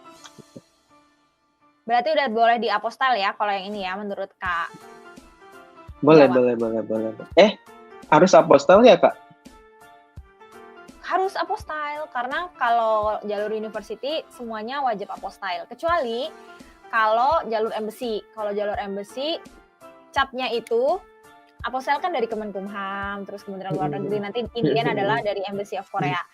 Jadi kalau jalur embassy kalian nggak perlu apostil karena semua akan dicap sendiri oleh embassy, ya kan? Soalnya kalau pengalaman senior ada yang lolos terus mereka nggak dapat apostil, jadi daftarnya nggak pakai apostil aja. Begitu masuk ke sekolah S2-nya, mereka dokumennya diminta mana yang cap apostil, kamu harus apostil, yang kayak gitu. Kak, ini kan tapi surat rekomendasi, Kak. Oh ya ampun. Salah fokus aku tuh. Iya, salah fokus makanya. Karena dari tadi tuh di otak aku tuh apostil aja. Aduh maaf ya Amelia. Mana gemes banget lagi ikonnya. Kalau surat rekomendasi nggak usah dicap notaris. Iya, nggak usah dicap. Jadi kayak perlu tanda tangan, dicap. Iya. Sama udah bahasa Inggris, tinggal tanda tangan, dicap institusinya, itu udah cukup surat rekomendasi. Iya. Aduh maaf ya Amelia, maklum lah udah tua, jadi emang ingatannya suka cepet hilang. Oke deh, selanjutnya adalah Fantriana Uluma. Share dong Kak kalau punya grup KGSP. Ya, nanti ya kita share grup-grup apa aja sih yang bisa jadi info-info buat teman-teman bisa gabung di situ. Nanti kita share pas upload videonya. Nah, Shantia Ramadhani ini bilang kalau enggak kita buat aja nih Kak. Boleh. Atau si Shantia ini bikin aja grup, taruh di komen ya kali ya. Nah, di bawah-bawah sini juga banyak kok yang promote ini, Iya. promote grup ya. Kemudian ada saran juga dari Mazaitul Hidayat nih. Oh ya. Untuk buka GKS kalian bisa nyari di Facebook juga kok guys. Jadi kalian bisa cari-cari di Facebook atau di sini juga ada dari Muhammad Agus Sofian. Kalau mau ada di bio IG ku. Nah, ini kebetulan kayaknya aku juga ada di dalamnya deh. Jadi teman-teman ini sangat aktif ya grup WhatsApp ini karena banyak informasi lain di luar KGSP kayak misalnya ada beasiswa profesor, kemudian ada pengalaman apostile, terus ada pengalaman yang lainnya. Teman-teman di sini tuh aktif banget. Jadi kalian kalau misalnya nggak ada referensi, kalian bisa banget buat daftar di grup ini. Kemudian selanjutnya nih dari Nadira Hanika. Kak, kalau aku masih mahasiswa tahun pertama di universitas lain, tapi mau apply GKS untuk undergraduate, bisa nggak Kak ya? Bisa nggak ya? Bisa aja sih menurut aku ya. Sebelum punya ijazah S1 mah bisa-bisa aja ya? Iya, bisa-bisa aja. Kayak misal case-nya mungkin nggak tahu ya teknisnya gimana. Kalau case-nya emang sebenarnya nggak boleh nih kalau kalian udah mahasiswa atau gimana, ya kalian nggak usah bilang kalau kalian mahasiswa gitu aja sih. Toh masih semester awal-awal juga kan gitu. Bilang aja kalau pas interview misalkan, nah kamu setahun ini ngapain? Ya bisa bilang kalian lagi volunteer kah atau lagi apa gitu. Kalau emang di persyaratan itu nanti akhirnya nggak boleh gitu kan. Tapi so far sih selama kalian belum dapat degree S1 sih harusnya boleh-boleh aja gitu dan welcome aja buat apply gitu. Oke deh. Pertanyaan selanjutnya dari Nurfiana Firanesi. Kak Anita, untuk undergraduate hampir sama kan ya? So far untuk seleksinya hampir sama, dokumen-dokumennya pun hampir sama, kemudian prosesnya pun nggak beda jauh. Perbedaannya adalah cuma di bagian waktu lagi sekolahnya aja. Karena kita kalau S2 kan 2 tahun. Ya, S1 4 tahun gitu. 4 tahun, udah gitu aja. Terus kalau kita yang di dokumen isinya itu IPK sama mata kuliah gitu kan. Kalau di S1 cukup untuk rapor SMA aja. Nah, ini untuk Kak Jawa nih. Dari Aka Aurora. Kak, belajar bahasa Korea susah nggak? Wah, Kak Aka ini aku kenal nih, dia sangat expert di Korea nih, Kak Aka.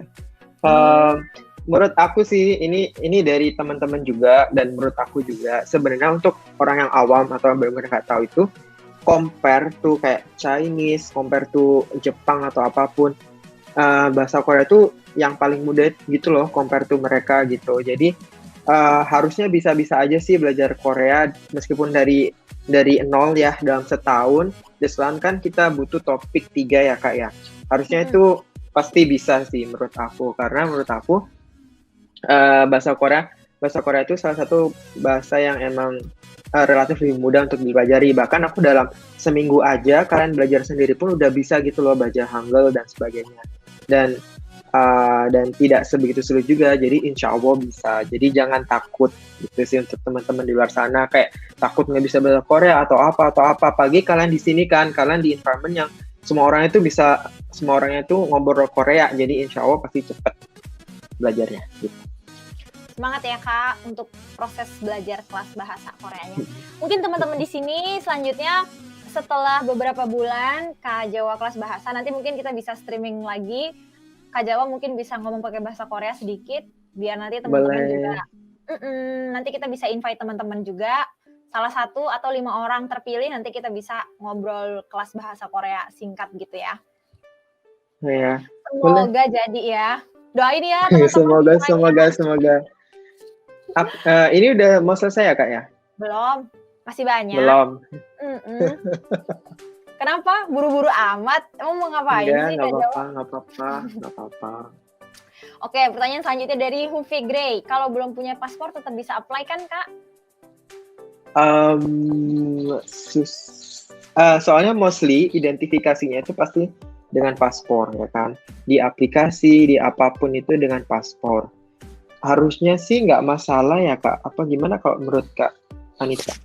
Kalau menurut aku nggak masalah kalau belum punya paspor. Kan kita ada identitas diri KTP.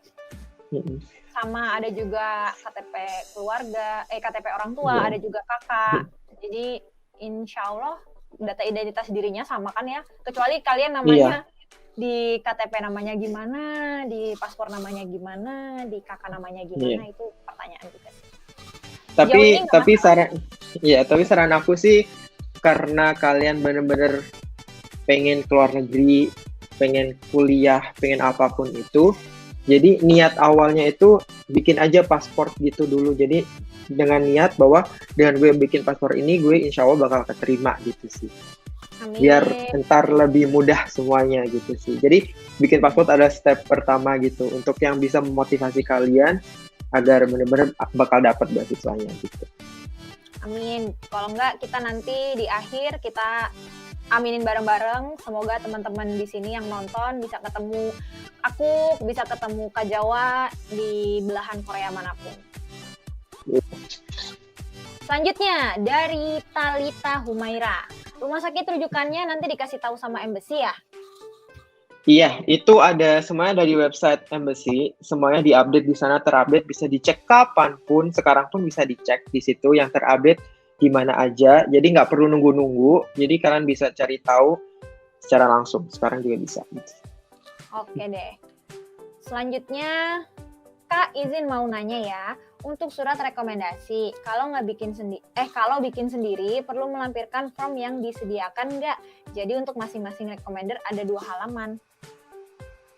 Gimana ya ini maksudnya? Atau cukup, ini ada lanjutannya nih, atau cukup dari surat rekomendasi yang dibuat sendiri, BTW I'm preparing. Kayaknya aku tahu nih pertanyaannya, maksudnya ada formatnya nggak sih gitu ya? Di format KGSP kan ada tuh format kita sendiri, format kita yang pertanyaan pertama, kedua, kemudian di bawah ada identitas diri pemberi rekomendasi. Itu harus pakai format yang seperti itu atau bikin sendiri itu cuman paragraf aja gitu. Gimana menurut Kak Jawa? Beneran aku lupa Kak formatnya gimana, soalnya aku apply banyak banget beasiswanya. Oh iya.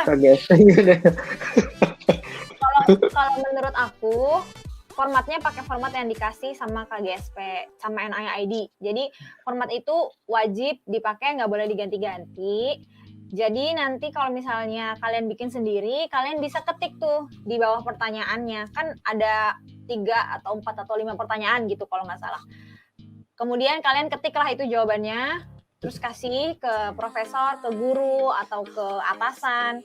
Kemudian kalau beliau ACC tinggal tanda tangan, tinggal cap di situ. Jadi jawabannya adalah harus pakai format yang ada dari guidelines. Iya betul. Selama ada formatnya, pakai formatnya. Halo JJ. Halo Jelita Harum. Yang disapa Bubi doang tuh. Iya. Dari Cantia Ramadhani. Kak mau tanya, skor TOEFL rata-rata berapa Kak? Nah, kalau TOEFL amannya 550. Itu aman banget. 550. Kalau IBT itu berapa ya Kak? 90 ya? 80, 90. Kalau IELTS itu 6,5, itu segituan lah. Itu yang paling aman ya. Kalau di bawah itu kalian bakal susah aja nyarinya kalau emang nyari yang berbahasa Inggris gitu kuliah gitu. Kalau bisa 600 ya, kalau saran Iya, aku betul. Karena di SNU pun kalau nggak salah 550 sampai 600. Takutnya nanti begitu kalian daftar pakai standar yang pas-pasan kan jadi apa ya, deg-degan gitu kan, jadi insecure gitu. Iya gitu. Kalau emang tapi kalau bahasa Inggrisnya kurang, apply aja yang Korea kali ya Kak ya. Boleh. Atau kalau misalnya tergantung sih teman-teman sekalian. Kalau misalnya teman-teman sekalian ternyata mau daftar MBA kayak Kak Jawa, ya yang perlu dipersiapkan adalah bahasa Inggrisnya gitu. Mindsetnya adalah di Korea itu kita komunikasi cuma ada 2 bahasa, bahasa Korea dan bahasa Inggris. Jadi kelas pun akan seperti itu. Bahasa Inggris 30%, sisanya bahasa Korea. Jadi kecuali kelasnya bahasa Inggris pure ya. Jadi kalian tergantung mau master di mana, maksudnya mau mempersiapkan di bahasa yang mana. Karena dua-duanya akan sangat bermanfaat. Oke, dari 57 Pyol, Kak Jawa, ada tips nggak supaya bisa lolos GKS di percobaan pertama? Kak Jawa ini percobaan pertama ya? Iya, ini GKS percobaan pertama. Dan last minute ini daftarnya, Kak. Oh iya? Iya. Wah, keren banget Kak Jawa. Terus ada tips nggak tuh Kak untuk 57 Pyol?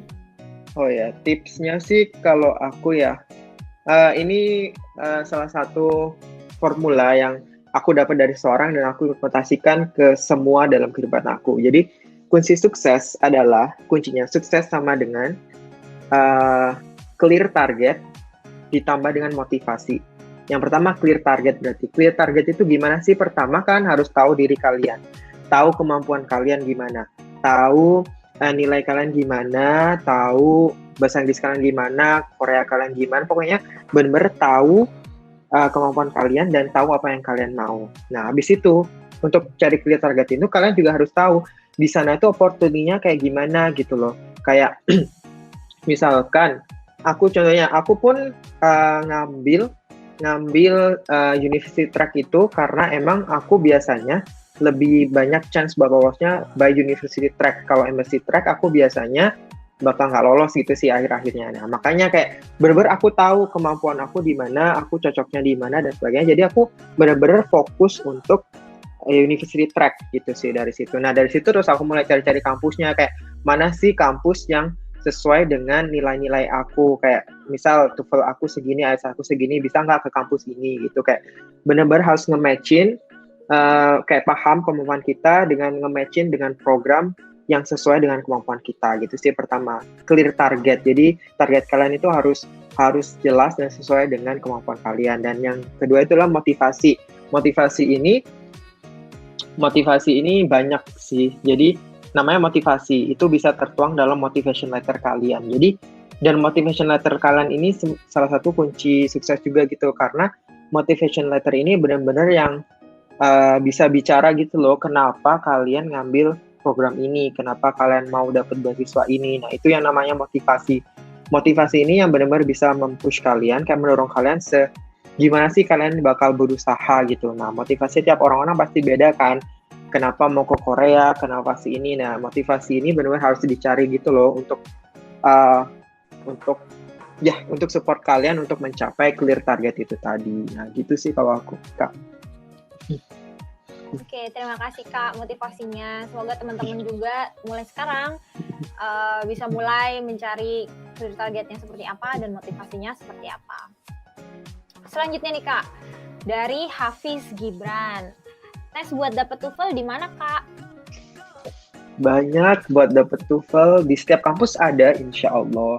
Kalau TOEFL ITP itu setiap kampus pasti ada, tapi kalau TOEFL IBT kalian harus daftar secara online, terus ada testing centernya gitu di setiap kota-kota besar juga ada. Untuk IELTS juga seperti itu, di setiap kota besar udah ada juga.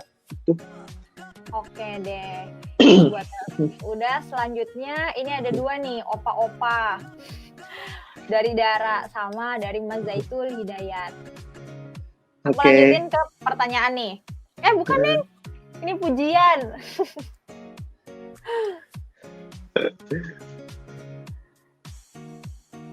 KGSW keberangkatan 2021 sudah dibuka? Belum. Belum.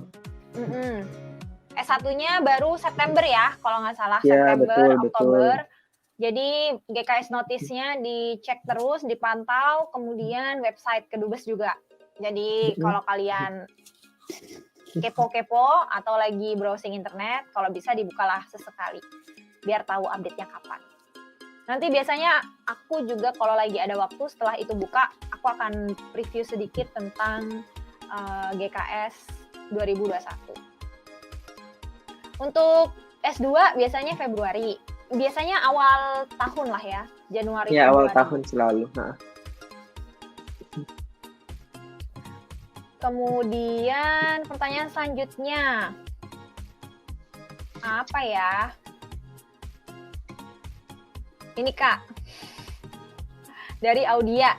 Dikasih makanan banyak nggak Kak sama Korean government-nya? Waktu karantina ya? Iya. Katanya sih Banyak. gitu, kata dia gitu. Iya banyak banget. Jadi kayak misal kan 3 kali makannya, aku biasanya cuma makan 2 kali aja karena kayak masih kenyang gitu loh. Jadi biasanya aku cuma makan yang aku makan itu biasanya cuma sarapan sama lunch. Lunchnya pun bisa aku pakai buat dinner. Jadi biasanya aku kayak skip dinnernya gitu. Jadi bener-bener karantinanya oke di sini dan gratis semuanya. Gratis ya, oke. Oke deh, selanjutnya dari Katiane Prawitra. Dari Katiane Pawitra. Saya tanya Kak, biasanya orang-orang yang daftar beasiswa sampai bertahun-tahun baru lolos itu dapat rekomendasinya dari mana ya Kak? Apa surat rekomendasi bisa diminta sekali untuk daftar berkali-kali? Nah, surat rekomendasi bisa diminta sekali untuk daftar berkali-kali, tapi kalian harus update sesuai dengan permintaan rekomendasinya. Kak, paling update dikit-dikit aja gitu sih, tapi insya Allah itu bisa diminta berkali-kali. Nah, ke siapanya, dia naik ke siapanya? Enggak, Dia ngasih. pertanyaannya itu aja. Oh ya udah, oke. Mau ngasih informasi tambahan boleh? Kesiapannya Oh iya, apa aja tuh, Kak? ke siapanya itu ya kalau kalian sebenarnya sih benar-benar cari aja orang yang benar-benar tahu kalian sih, nggak harus yang posisinya tinggi banget apa gimana. Tapi kalau dia kenal kalian dan posisinya lumayan strategis, posisinya lumayan bagus, itu juga membantu banget. Tapi yang paling penting itu yang benar-benar tahu kalian gitu loh. Jadi benar-benar orangnya bisa menilai kalian secara objektif, nggak jatuhnya kedengarannya tuh kayak ya cuma nulis aja gitu. Oke, siap.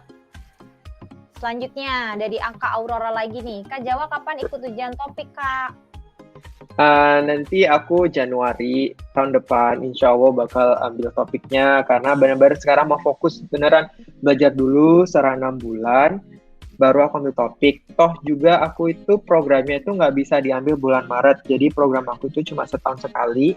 Bukannya MBA-nya itu cuma mulainya di bulan Agustus doang, jadi aku benar-benar harus spend 1 tahun untuk Korean Language Program gitu. Jadi aku masih santai-santai aja sih, mau ngambilnya nanti Januari, terus ngambil lagi mungkin Juli kali ya, gitu Kak. Iya, semangat ya Kak. Topik bisa kok. Kalau orang lain bisa, Kak Jawa juga pasti bisa. Iya. Selanjutnya dari Diva Alika. Kak Anita minimal GPA buat masuk SNU berapa Kak? Kalau boleh tahu GPA kakak berapa? Terus kakak tinggal di dorm apartemen. Terima kasih. Mbak Diva ini konser ini ya, sensus ya atau gimana? Dulu waktu masuk SNU aku cum laude. Terus ya bisa dikira-kira lah berapa? 4,5 lah ya, 4,5. Kemudian tinggal di mana? Sekarang tinggal di luar, nggak di dorm. Karena dulu pernah tinggal di dorm, terus kemudian lebih pingin tinggal sendiri, akhirnya memutuskan untuk tinggal sendiri. Dari Joan Kristanti, Kak mau nanya, kalau misalnya kita udah pakai translator tersumpah, perlu notaris juga nggak ya? Tadi kayaknya udah ditanyain ya? Di atas. Ya masih perlu, ya. Perlu jawabannya. Kemudian dari Talita Humaira, Kak Jawa join grup KGSP pas udah lolos beasiswa atau sebelum? Sebelum, dan masih join sekarang di beberapa grup. Oke deh. Kemudian selanjutnya, ini ada banyak pertanyaan tentang jurusan-jurusan. Kalau kita nggak tahu ya banyak apa enggak yang keterima di art, dari anak GKS yang keterima psychology, karena teman-teman banyak yang kita nggak tahu itu siapa. Karena banyak banget orang Indonesia yang kesini satu batch. Tapi ada teman aku yang dapat performing arts, Kak. Oh iya, art stage directing nih pertanyaannya. Oh iya, ada dia dapat performing arts dan dia nggak perlu kontak profesornya, nggak perlu gitu-gitu, dan dia lolos aja gitu sih. Dia jalur apa Kak? Jalur universitas. Jalur universitas juga ya. Jadi Kak Yeni Chandra ini tuh tadi nanya nih, Kak mau tanya dong, ada nggak yang keterima KGSP untuk jurusan art, stage directing gitu. Kalau art sendiri ada yang lolos, tapi bukan stage directing ya, jalur belum. MC. Mungkin Kalau temen banyak. aku tadi yang Kak Aka tadi loh yang komen. Jadi dia itu lolos, aku lupa kampusnya mana, tapi dia performing art di kampus di Seoul dan dia bakal konsentrasinya nanti ngambil theatrical drama theatrical atau apa gitu ya gitu. Dan dia lolos-lolos aja gitu. Jadi kayak apapun jurusan kalian, selama kalian punya motivasi yang jelas dan kayak benar-benar motivasi ini bisa meyakinkan nanti yang nyeleksi, insya Allah bakal dapat aja kok di sini. Oke deh, thank you Kak informasinya. Kemudian dari Kak Kelvin Wijaya. Halo Kak, ada tips untuk kontak dengan profesor di universitas? Oke, kalau dari aku, karena aku MBA, benar-benar nggak research base, jadi nggak perlu kontak profesornya. Tapi dari teman-teman aku yang di Konyang ini, ada yang emang mereka dari partnership dari kampus sebelumnya. Jadi mungkin kalian juga nanya dulu dari kampus kalian dulu deh, berawal dari kampus kalian atau dari fakultas kalian atau mana. Biasanya tuh kayak punya koneksi gitu sama kampus di Korea. Nah dari situ bisa tuh kayak connect ke profesornya, itu lebih gampang jalurnya gitu, lebih gampang dapat beasiswanya juga gitu. Nah tapi kalau untuk kontak-kontak secara langsung sih mungkin kalau dari aku pas aku apply ke yang lainnya ke Max itu ya cari aja langsung dari websitenya, being informatif, researchful dari online semuanya, nyari kayak mana yang sesuai dengan riset kalian dan coba langsung approach dia by email. Nah mungkin Kak Anita nih lebih yang ada punya pengalaman di sini gitu. Dulu sempat pernah apply beasiswa sebelum KGSP ya. Sebelum KGSP dulu aku pernah apply beasiswa lain, terus approach profesornya.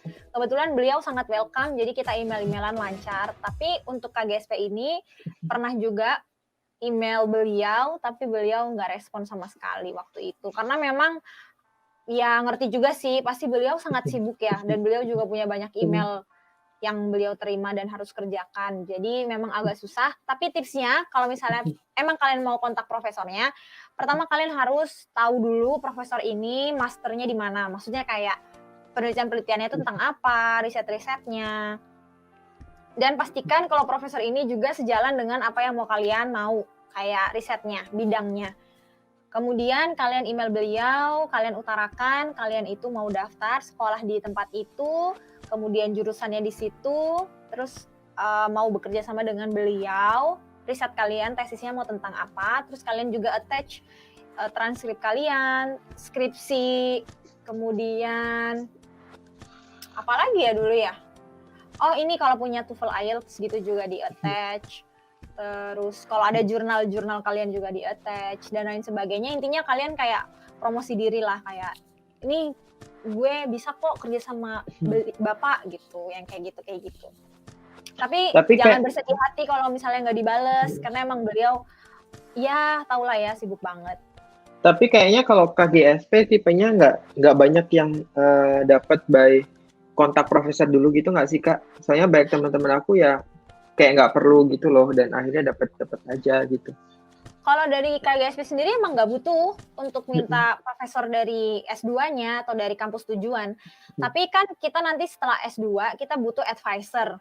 Mungkin teman-teman yang science dan lain sebagainya untuk lab itu kan kalian harus menentukan sendiri ya profesor yang mana. Kalau bisa sih get to know each other lebih awal gitu. Jadi memang mungkin teman-teman ada yang mau kontak duluan. Ya gitu.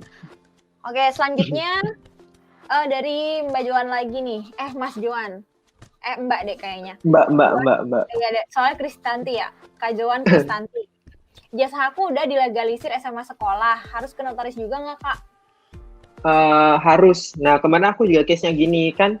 Sebenarnya dia tuh di guideline-nya tuh bilang kan ijazah atau transkripnya itu either dilegalisasi atau dinotarisasi atau di apostille gitu kan ya Kak ya. Nah tapi aku ngirim cuma yang dilegalisasi doang dan katanya itu dari NID-nya itu minta yang dilegalisasi sama yang dinotarisasi gitu. Akhirnya aku ngirim lagi ngirim 2 kali jadinya. Jadi emang harus dinotarisasi gitu. Nah sebelum itu terjadi buat Mbak Joan Kristanti bisa dipersiapkan sekarang, legalisir SMA, kemudian di notaris juga. Selanjutnya dari Nur Fajrina 011. Kak, kalau misalnya kita udah kuliah setahun, tapi tetap daftar GKS, itu bisa nggak, Kak? Kalau bisa dan keterima GKS, gimana dengan kuliahnya itu dibatalin? Bisa-bisa aja harusnya ya. Ya, gimana ya? Kalau pertanyaannya bisa apa nggak daftar GKS? Bisa, karena kan Mbak Nur Fajrina ini punya ijazah SMA dan juga nilai rapot SMA dan lain sebagainya. Tinggal nanti surat rekomendasinya minta ke guru BK. Tapi Iya, guru kalau BK. kuliahnya gimana? Ya itu tergantung Kak Nur Fajrina sendiri sih. Ya, sayang nggak kuliahnya udah setahun, tapi kalau case-nya kayak gini sih ya harus dilepas kuliah yang di Indo gitu sih. Gitu ya kan ya. Kalau emang mau keterima dan mau lanjut ke sini gitu, Kak. Betul sekali. Dari Mbak Talita Humaira, untuk graduate harus apostille juga nggak selain dinotariskan? Tadi kayaknya kita udah bahas banget ya, dari A sampai Z tentang notaris, kemudian apostille, terus prosesnya seperti apa. Nanti bisa dilihat lagi video ulangnya atau nanti bisa dicek informasinya di Google. Banyak banget teman-teman yang menceritakan proses apostille-nya gimana. Selanjutnya, dari Mbak Dian, Okta Abriani. Kak, harga buat kirim dokumen ke Korea kira-kira berapa ya, Kak? Terus dikirim lewat pos kah? Silakan Kak jawab. Kalau aku kemarin, karena aku tadi daftarnya last minute, terus kayak selalu mepet dan sebagainya, aku pakai international carrier, either DHL atau FedEx. Duanya sama aja sih. Nah, kemarin pas masa-masa pandemi itu juga mereka ada delay-delay gitu. Jadi kalian harus aware juga kalau masa pandemi ini pasti ada delay-delay kayak gitu. Tapi yang biasanya 2-3 hari bisa jadi seminggu gitu aja sih. Tapi tetap masih cepet sih. Jadi aku kemarin pakai dua itu, dua-duanya sekitar 500 sampai 600 ribuan sekali kirim gitu sih. Kalau pengalaman aku dulu pakai Pos Indonesia, nyampainya seminggu 2 mingguan karena sebelum pandemi habisnya 350 ribuan sampai 400 ribu. Iya. Kalau yang tadi tuh sebenarnya kalau nggak pandemik sehari sih bisa nyampe biasanya Kak, tapi karena pandemi ya gitu. Oke. Dari Lintang Danasmoro. Halo Kak, tips esai yang bagus biar tembus GKS harus gimana ya Kak? Boleh nih Kak jawab tipsnya. Tips esai yang bagus ya. Ini bahas lagi masalah motivasi tadi kan, dari formula tadi ada clear target dan motivasi. Nah, lagi-lagi yang dibahas itu motivasi, pasti kayak motivasinya apa sih kalian mau apply untuk ini. Kalau case dari aku sih sebenarnya ini susah-susah gampang ya. Banyak susahnya sih karena kayak ini bukan hal yang bisa dibuat-buat gitu loh. Bisa sih dibuat-buat kalau kalian emang jago banget gitu ya. Tapi itu lebih mudah dan lebih bermakna dan lebih kayak bermanfaat kalau emang benar-benar itu dari kalian dan benar-benar kayak dari apa yang ingin kalian lakukan. Nah, kalau dari aku sih sebenarnya nyari motivasi itu pasti itu kayak pertanyaannya kenapa sih kamu ngelakuin ini gitu kan intinya. Dari motivasi itu benar-benar kayak kalian harus reflect ke diri kalian. Aku dulu sih benar-benar reflect ke aku kayak ini berubah ya Kak.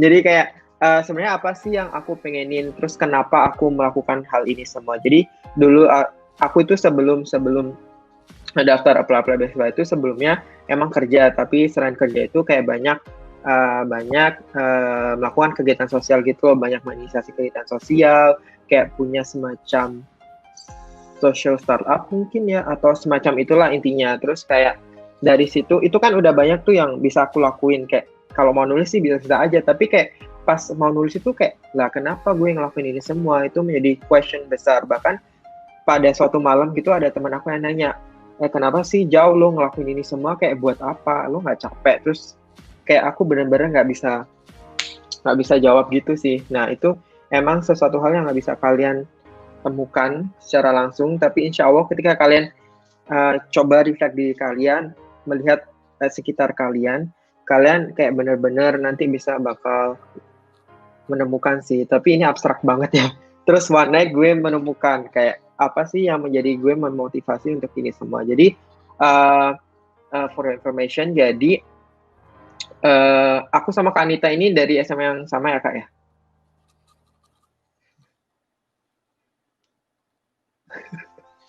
Nah, dari SMA yang sama. Jadi kita dulu dikasih beasiswa pas SMA, terus abis itu, nah dari situ kayak aku realize kenapa aku sekarang itu concernnya itu pengen memberi. Kenapa aku concernnya itu melakukan kegiatan sosial? Karena dulu aku itu kita dapat beasiswa, dan dari beasiswa itu kurang lebihnya pasti membantu kita gitulah untuk achieving better opportunities gitulah. Dari situ aku kayak paham gitu kalau ketika membantu pasti itu akan mengeluarkan jiwa membantu, jadi kayak semacam pay it forward, jadi giving itu multiplier effect gitu loh. Jadi itu yang menjadi dasar aku kenapa aku melakukan semua kegiatan aku sekarang ini, makanya aku kayak fokus ke social organization gitu-gitu.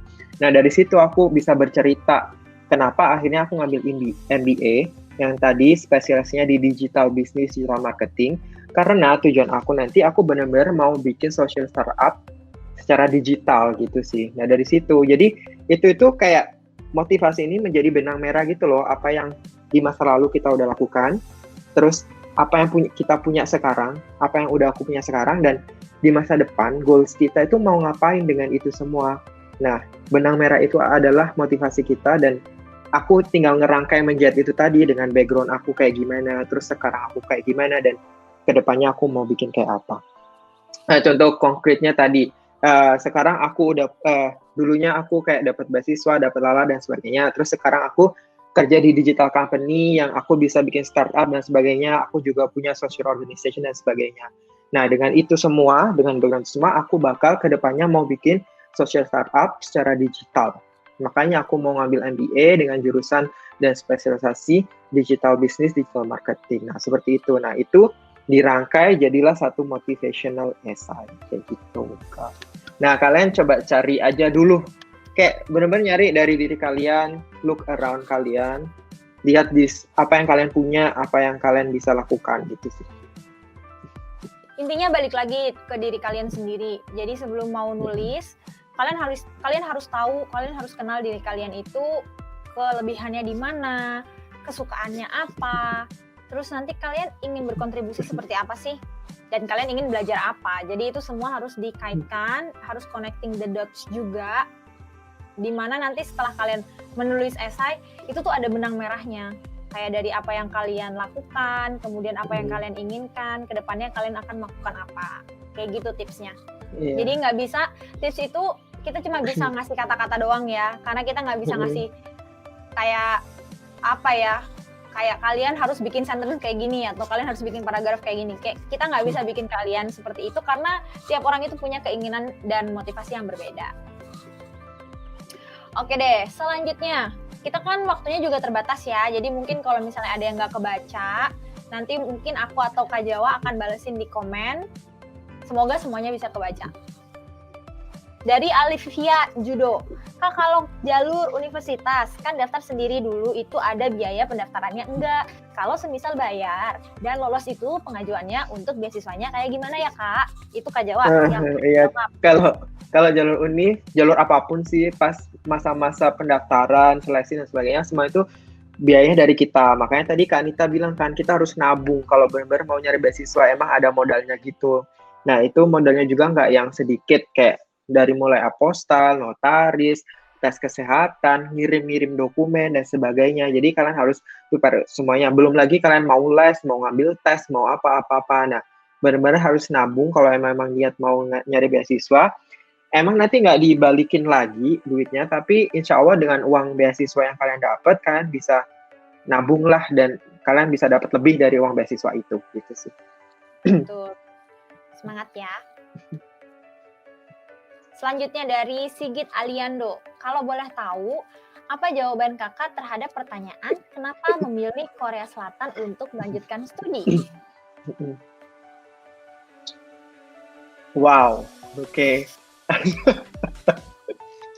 Oke, jadi balik lagi ke tipe ini pintar-pintar kalian sih dalam berinterview dan convincing pihak yang menginterview kalian. Jadi balik lagi ke tipe beasiswanya, tipe programnya. Kalau aku MBA ini pasti profesional, jadi career oriented gitu kan. Jadi ketika aku ditanya ini, pasti aku bilang gini, aku kemarin sih bilang gini, jadi kenapa aku milih Korea, karena Korea itu punya market base yang sangat besar. market base yang sangat besar di Indonesia gitu. Jadi kayak ketika aku belajar di sini, aku bakal nantinya ke depannya bisa bawa ilmu-ilmu aku itu ke Indonesia. Jadi kalau dari time plan goal aku, misalnya aku kemarin bilang, nanti once aku graduate, aku bakal coba untuk pursuing karir di sini, di Korea.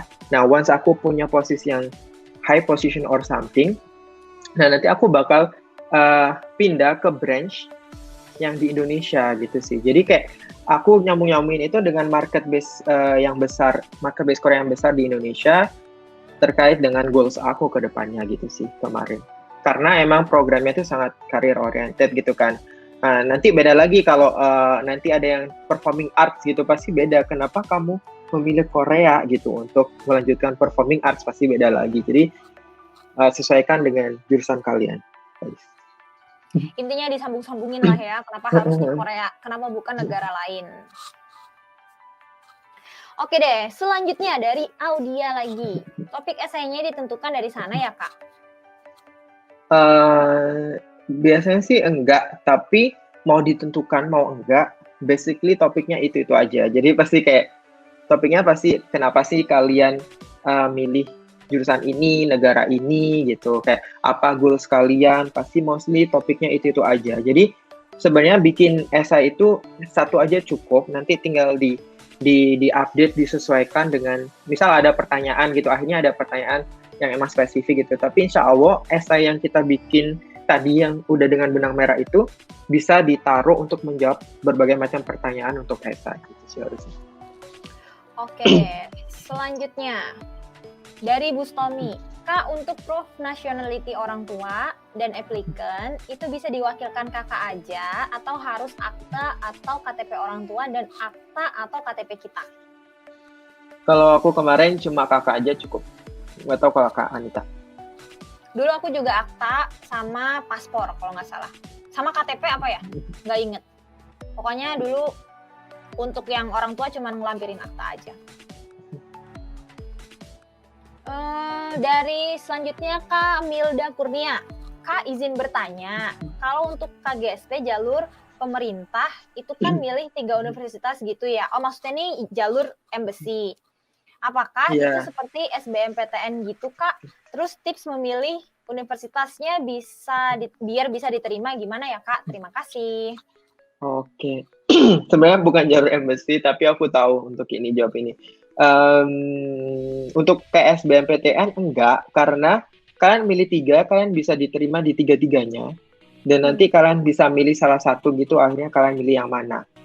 Itu sih. Jadi kalau biar kepilih kayak gimana, jadi tadi balik lagi clear target, kalian harus tahu target kalian kayak gimana, kemampuan kalian kayak gimana. Nah dari situ kalian harus nge-match-kan dengan requirement dari universitasnya. Nah dari situ kalau emang udah sesuai sih harusnya keterima aja. Itu sih. Oke deh, semangat ya Milda Kurnia. Selanjutnya kita kayaknya 5 menitan lagi ya Kak ya. Ya boleh. Biar pas gitu, juga teman-teman kan juga harus istirahat besok hari Senin, Kak Jawa juga harus istirahat, aku juga harus istirahat. Oke deh, selanjutnya dari Kak Yeni Chandra. Kak, boleh minta tips sortir universitas yang diinginkan atau cari tahu secara mendalam sebuah jurusan di university tersebut? Oke. Kalau secara mendalam ini, kalau secara mendalam pastinya agak susah ya, tapi intinya semuanya bisa diakses melalui website mereka. Cari sedetail-detailnya dari website, karena cuma itu yang bisa kita lakukan kalau sekarang. Kalau kalian punya teman yang udah di situ, bisa tanya ke situ. Atau punya kakak kelas atau apa yang udah di situ, bisa tanya. Tapi kalau kalian nggak punya, coba websitenya dan coba maksimalkan informasi di website itu. Kalau sortir universitas itu balik aja ke masing-masing diri kalian. Kalau aku sih kemarin sortirnya gampang banget. Kalau aku tipenya, aku emang mau di Seoul. Pertama, aku mau di Seoul. Jadi ya universitasnya harus di Seoul pertama. Yang kedua, aku harus bahasa Inggris pertama. Itu. Jadi kemarin aku cuma punya, dan aku harus MBA gitu. Jadi pilihannya tuh cuma kemarin antara Yonsei atau Sungkyun Kwan. Pilihanku gitu sih. Soalnya di SNU dia nggak ngasih MBA ya Kak ya. Korea nggak tahu aku Korea. SNU ada MBA tapi nggak pakai bahasa Inggris. Iya, tapi nggak pakai bahasa Inggris. Nah, aku kan nyari emang benar-benar yang bahasa Inggris. Dan kemarin itu terus aku sortir lagi kalau Yonsei itu MBA-nya aku harus lewat jalur embassy. Jadi aku nggak bisa. Jadi my only choice tadi cuma Sungkyun Kwan. Jadi ya udah aku apply ke Sungkyun Kwan gitu sih. Tapi kalau kalian balik lagi ke kalian, pertama interest-nya kalian apa? Disortir dari interest kalian. Interest itu kalau masih banyak compare aja. Pertama, compare dengan kemampuan kalian. Mana yang sesuai dengan kemampuan kalian dan mana yang kalian pede bakal masuk. Nah, kalau masih banyak lagi, kalian bisa compare dari sisi lainnya. Misal dari ranking kampusnya kah, mana yang lebih bagus kah, mana yang lebih sesuai dengan spesialisasi kalian. Kayak coba narrow down dengan faktor-faktor yang menjadi interest kalian. Gitu aja sih. Oke deh, thank you ya Kak tipsnya. Kemudian dari Jean Elainora, budget buat nyiapin berkas nih Kak. Kisarannya kira-kira berapa gitu? Sama ini ya, sama medical check-up. Semuanya dari dari translate, notaris, kemudian medical check-up, kemudian apalagi ya visa. Visa tes bahasa Inggris. Tes bahasa Inggris ya, itu juga boleh. Wah, susah ya Kak. Tesnya juga beda-beda kan ya. Kalau kalian ITP juga lebih murah tesnya. Tapi nggak bisa deh kayaknya harus IELTS ITP gitu kan ya. terima. Harus atau TOEIC at least dia yang paling murah sih kayaknya. Jadi so far sih minimal 5 juta sih kalian harus prepare I guess guys. Untuk semua ya, untuk tes, untuk medical check up, untuk ngurus visa, untuk paspor yang belum bikin paspor, untuk apostil, ngirim dokumen, dan sebagainya. Tes-tes COVID, rapid, dan sebagainya ya. Paling nggak kalian punya 5 juta. Gitu sih. 5 juta rupiah ya. Mm-mm. Bisa lah ya, kayak misalnya 5 juta rupiah itu tiap hari kalian atau tiap minggu kalian bisa simpen 50.000 kayak atau 100.000 atau nyisihin uang jajan gitulah. Bisa kok 5 juta. Semangat buat nyimpen. Dan itu kan nggak harus tahun ini, bisa kalian simpen sampai tahun depan gitu. Kan KGSP tiap tahun buka gitu. Dan kalau saran aku sih juga apply ke banyak beasiswa. Kan dokumen ini kan bisa dipakai di berbagai beasiswa kan. Jadi kalian invest itu tuh nggak cuma buat satu aplikasi aja, kalian bisa apply kemanapun gitu. Oke deh, ini boleh dikasih tips nggak Kak dari Rizka Dewi Febriana? SI itu lebih baik latar belakang keluarga dan pendidikan dulu atau motivasi dulu? Dulu Kak Jawa gimana nih? Apa dulu yang ditulis? Kalau aku dulu lebih ke latar belakang keluarga sih aku nggak bahas secara detail ya.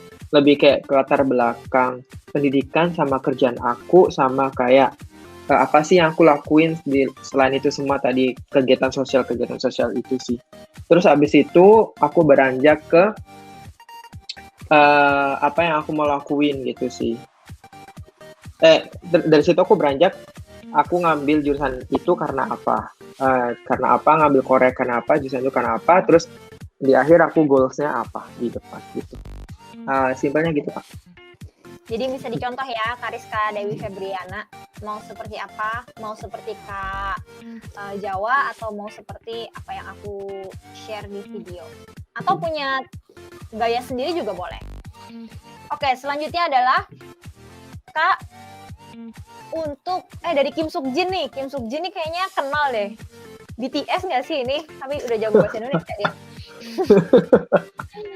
Kak, untuk surat rekomendasi, apakah format identitas recommender ikut disertakan dalam amplop surat rekomendasinya? Jadinya satu amplop ada 2 lembar gitu, yaitu identitas recommender dan surat rekomendasi.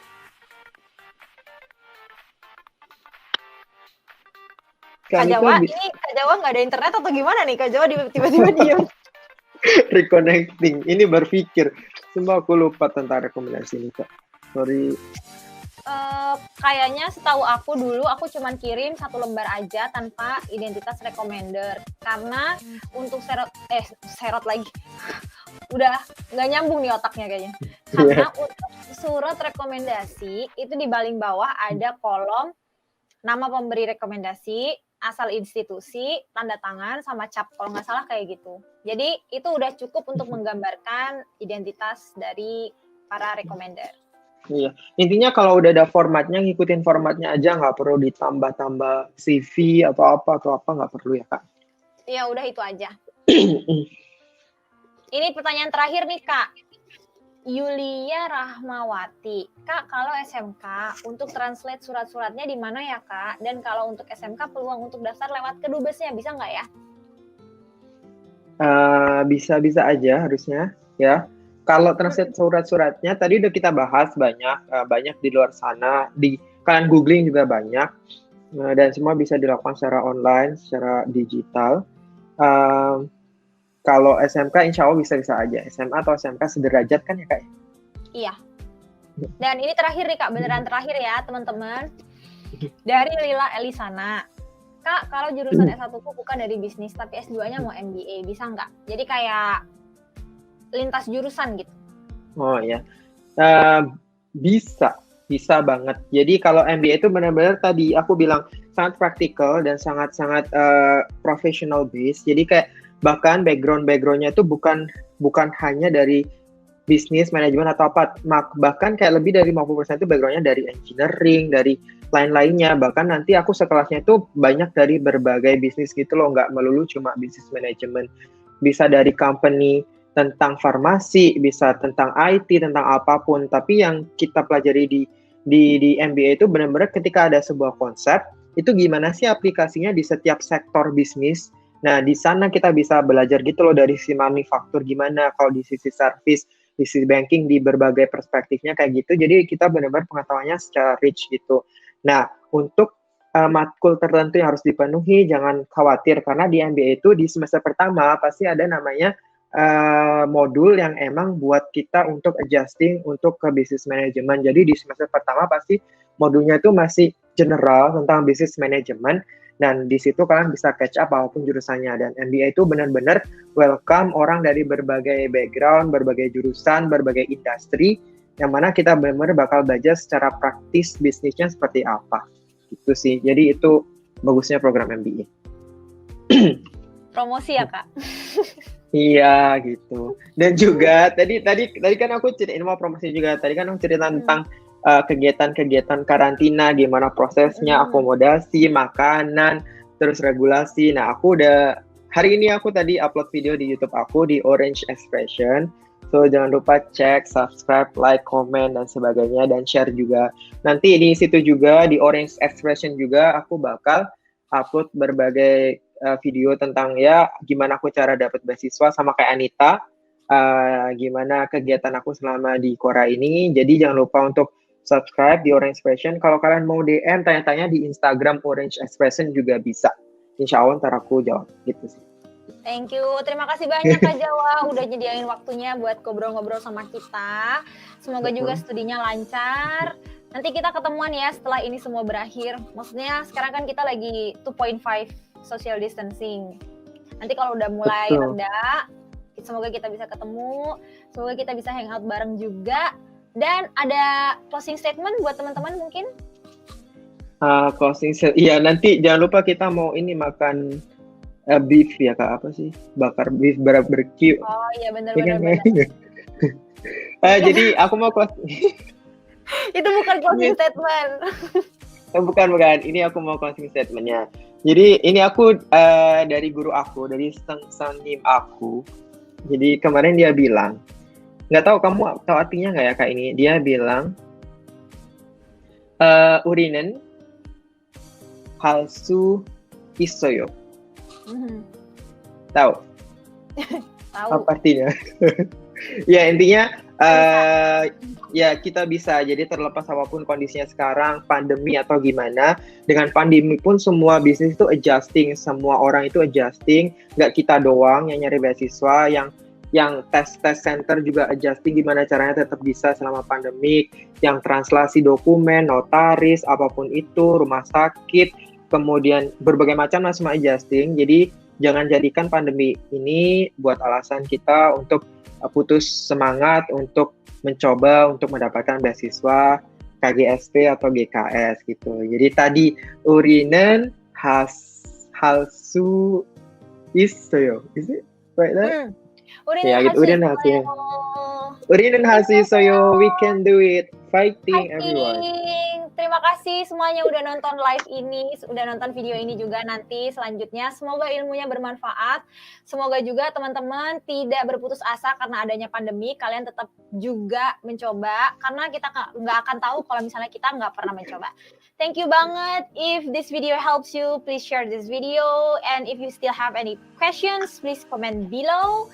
See you in the next video. Bye-bye. Assalamualaikum warahmatullahi wabarakatuh. Waalaikumsalam. Dadah. Dadah semuanya, selamat istirahat. Assalamualaikum.